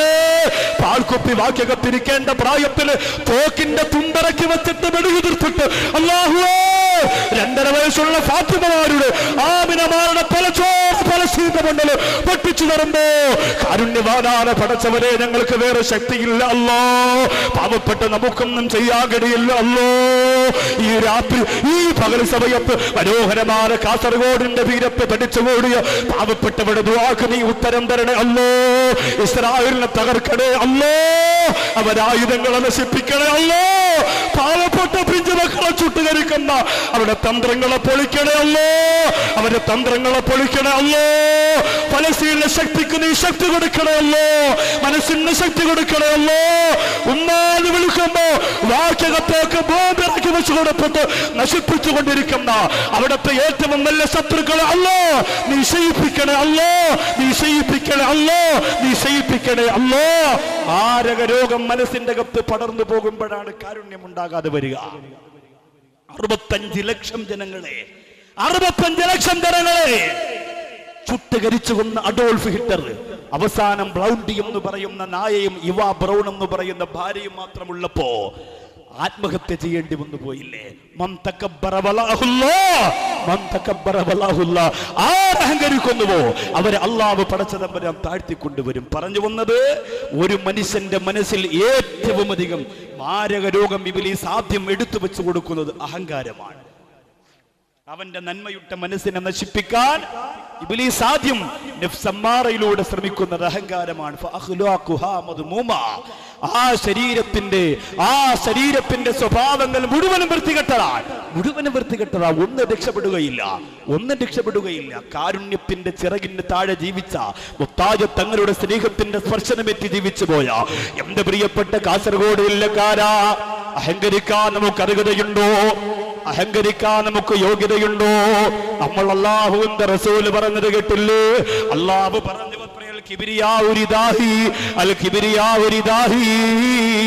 അഹങ്കാരം എന്ന് പറയുന്നത് എന്റെ തട്ടമാണെന്ന് അല്ലാഹു പറയുന്നുവത്രേ. അഹങ്കാരം എന്ന് പറയുന്നത് എന്റെ തട്ടമാണ്. അതാരെങ്കിലും എടുത്താൽ അവനെ ഞാൻ നരകത്തിലേക്ക് മൂക്കുകൊത്ത് വലിച്ചെറിയപ്പെടുമെന്ന് അല്ലാഹു പറയുമ്പോ ലോകത്ത് അഹങ്കരിക്കാൻ എന്തെങ്കിലും യോഗ്യത നമുക്കുണ്ടോ? നിങ്ങൾ പറയും ഉസ്താദ് എനിക്ക് അവിടെ ബിൽഡിംഗ് ഉണ്ട്, ഇവിടെ ബിൽഡിംഗ് ഉണ്ട്, അവിടെ പ്രസ്ഥാനമുണ്ട്, 1 മാസത്തിൽ 1 കോടിയും 2 കോടിയും ലാഭം വരുന്ന ദുബായിലെ ബിസിനസ് ഉണ്ട്. എന്ത് ബിസിനസ്സാ ചെറുപ്പക്കാരാ, എന്ത് ബിസിനസ്സാ ചെറുപ്പക്കാരാ? ഒരു സെക്കൻഡ് മതിയല്ലോ നിന്റെ മനസ്സ് ദുഷിച്ചു പോലെ അഹങ്കാരം കടന്നു വന്ന ഓ മനസ്സിനെ തകർക്കോ. പടച്ചോന് 1 സെക്കൻഡ് മതിയല്ലോ സഹോദരാ. എന്തിനാ അല്ലാഹു ഒരുപാട് തരുന്നത്?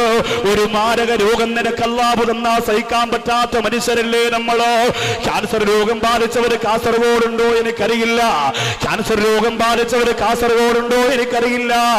വിക്കായുടെ പ്രിയപ്പെട്ട പ്രവർത്തകർ, മലപ്പുറം ജില്ലയുടെ വിക്കായുടെ പ്രിയപ്പെട്ട പ്രവർത്തകർ എന്നോട് പറഞ്ഞതാ, ഉസ്താദ് ഞങ്ങൾ ഞങ്ങളുടെ നാട്ടിലുള്ള രോഗികളെ നോക്കാൻ വേണ്ടിയിട്ടൊരു ദിവസം പോയി. ഞങ്ങളുടെ നാട്ടിലുള്ള രോഗികളെ നോക്കാൻ വേണ്ടിയിട്ടൊരു ദിവസം പോയി. ആ രോഗികളെ നോക്കാൻ വേണ്ടി കടന്നു ചെന്നപ്പോ ഒരു ചെറ്റക്കൂരയുടെ അകത്തളത്തല്ല ഒരു പാവപ്പെട്ട ഉമ്മ ഇങ്ങനെ കിടക്കുകയാണ്. കിടന്ന കിടപ്പിൽ കിടന്നാണ് ആ ഉമ്മ മലമൂത്ര വിസർജനം നടത്തുന്നത്. ആ ചെറുപ്പക്കാര് പറയുന്ന ഞങ്ങൾ കടന്നു ചെന്നു സാറ്. എന്നിട്ട് ആ ഉമ്മയോട് ചോദിച്ചു, നിങ്ങളെ നോക്കാൻ ആരുമില്ലേ? ആ ഉമ്മ വേദനയോടെ പൊട്ടിക്കരന്നുകൊണ്ട് പറഞ്ഞു കൊടുത്തരെന്തെന്നറിയോ? മക്കളെ കഴിഞ്ഞ 4 ദിവസമായിട്ട് ഞാനൊന്ന് തിരിഞ്ഞു കിടക്കാൻ ആഗ്രഹിക്കുകയാണ്. 4 ദിവസമായിട്ട് ഞാനൊന്ന് തിരിഞ്ഞു കിടക്കാൻ ആഗ്രഹിക്കുകയാണ്. ആരും വരുന്നില്ല മക്കളെ. ഞാൻ വല്ലാത്ത പ്രയാസത്തിലാണ്. എന്റെ ശരീരം വേദനിക്കുകയാണ്.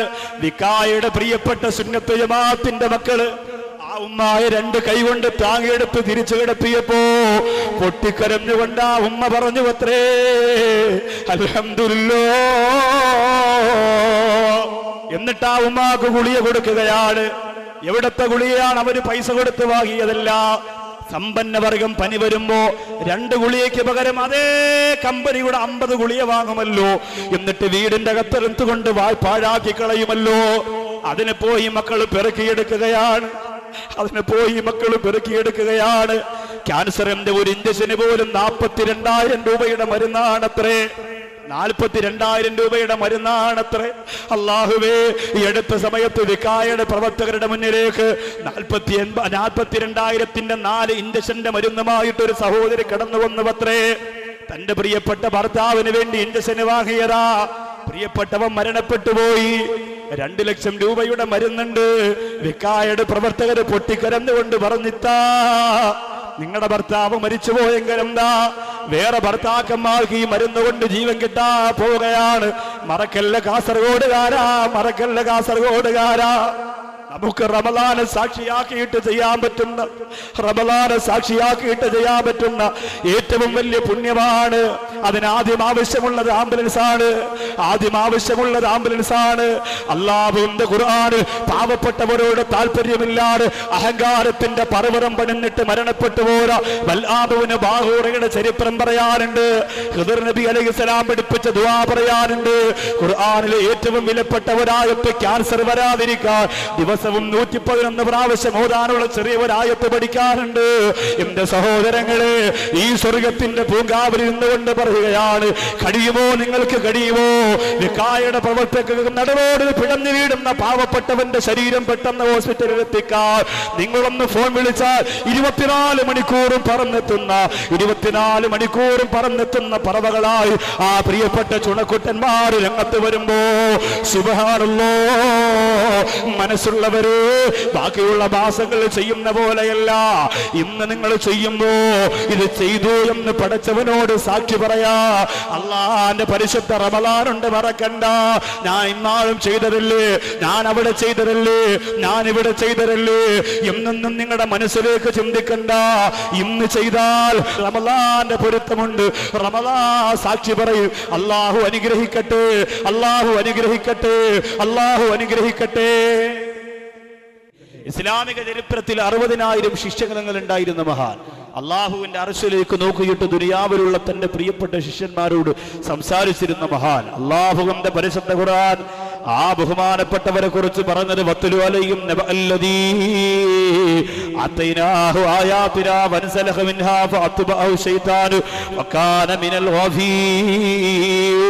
ബൽആബിന് ബാഹൂറ എന്ന പേരുള്ള മൂസാ നബി അലൈഹിസ്സലാത്തു വസ്സലാമിന്റെ കാലഘട്ടത്തിൽ ജീവിച്ചിരുന്ന മൂസാ നബി മുഖാന്തരം ഇൽമ ഒരുപാട് പഠിച്ചുപോയ വകാന മുജാബത്ത് ദഅവാ ദുആഇന് ഇജാബത്തുള്ള മഹാനാരി വളർന്നു വന്നിരുന്നയാളാ.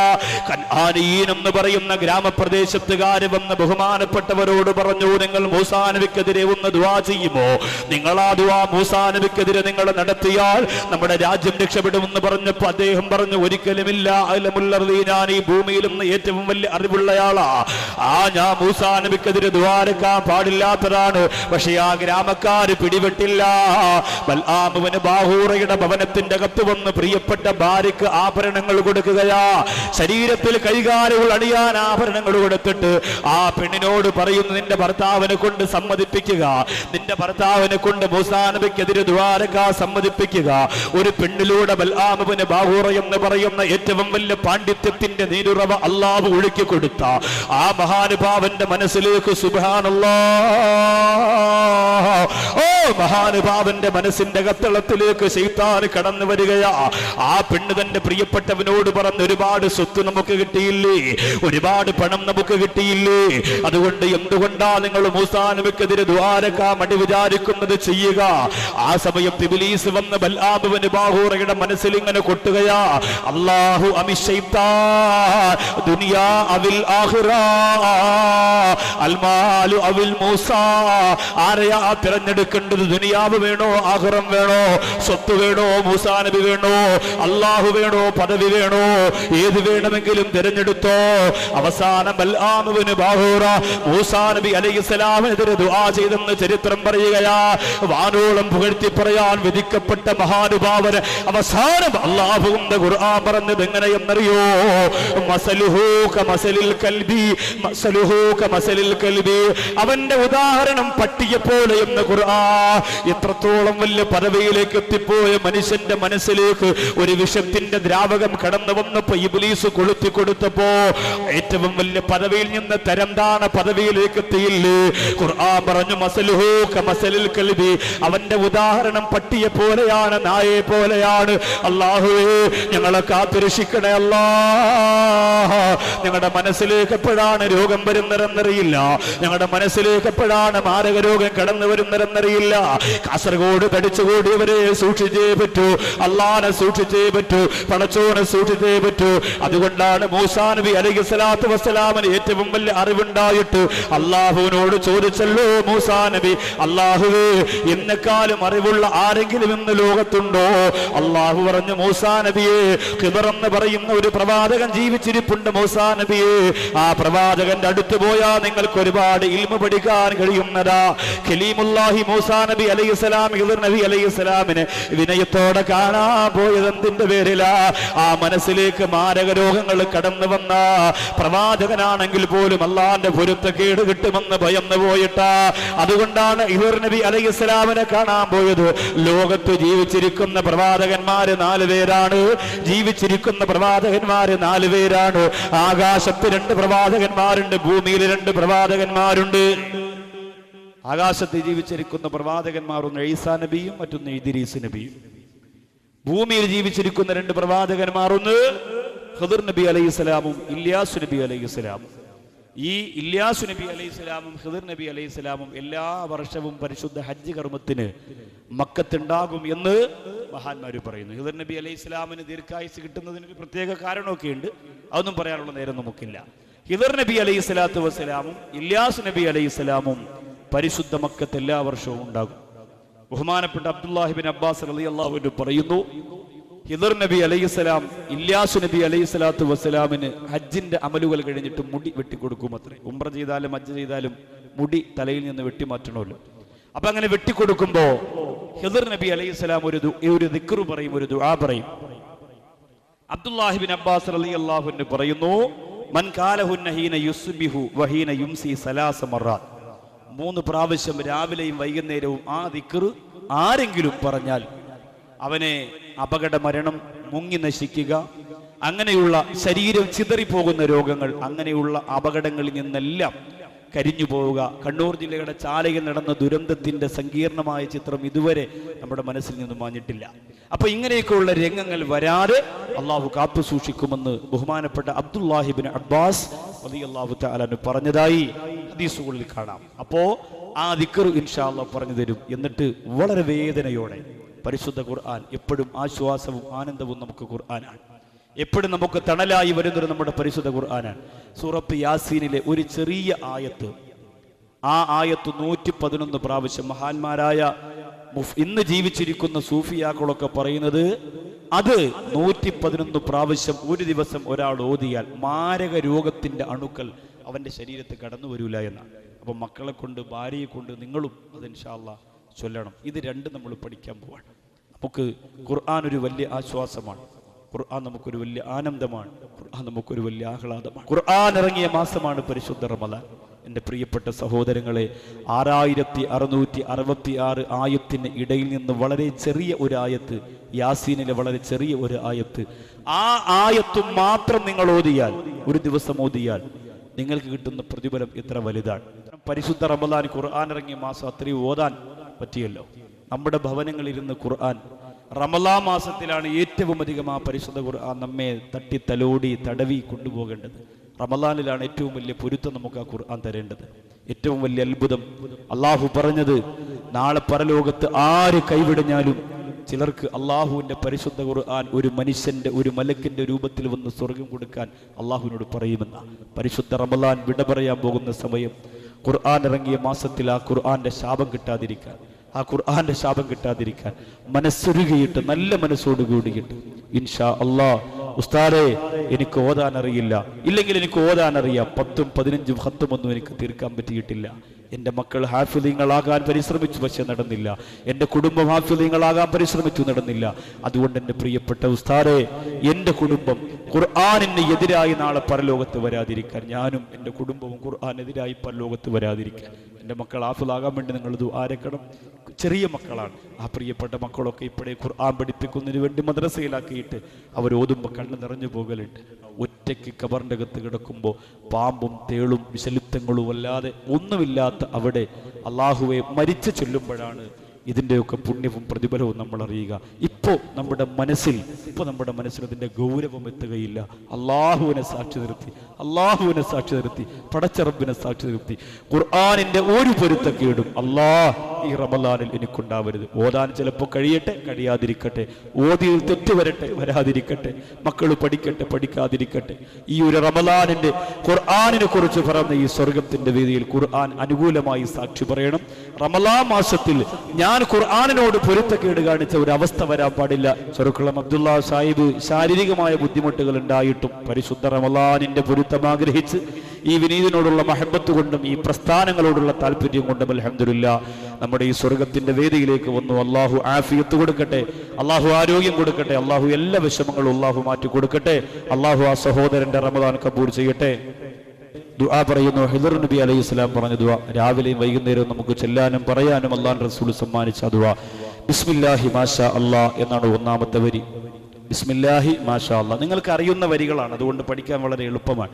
കൂടുതലാണ് എന്ന് വിചാരിച്ച് അലസത വിചാരിക്കേണ്ട, വലിയ പുണ്യം അള്ളാഹു തരുമെന്ന് ഇബ്നു അബ്ബാസ് റളിയല്ലാഹു അൻഹു പറഞ്ഞെങ്കിൽ പിന്നെ ആ വിഷയത്തിൽ ആശങ്കപ്പെടേണ്ടതില്ല.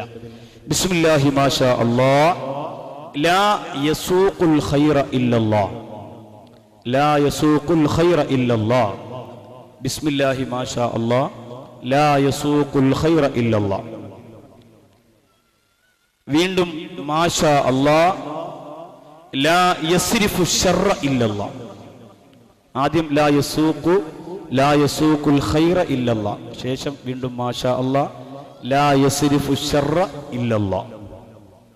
ഇനി ഒരു വരി, ഇച്ചിരി ഒരു പ്രയാസമാണെങ്കിലും ഒന്ന് വേഗം എഴുതിയെടുത്താൽ മതി. മാ കാന ലിനിഉമത്തിൻ ഫമിനല്ലാഹ്.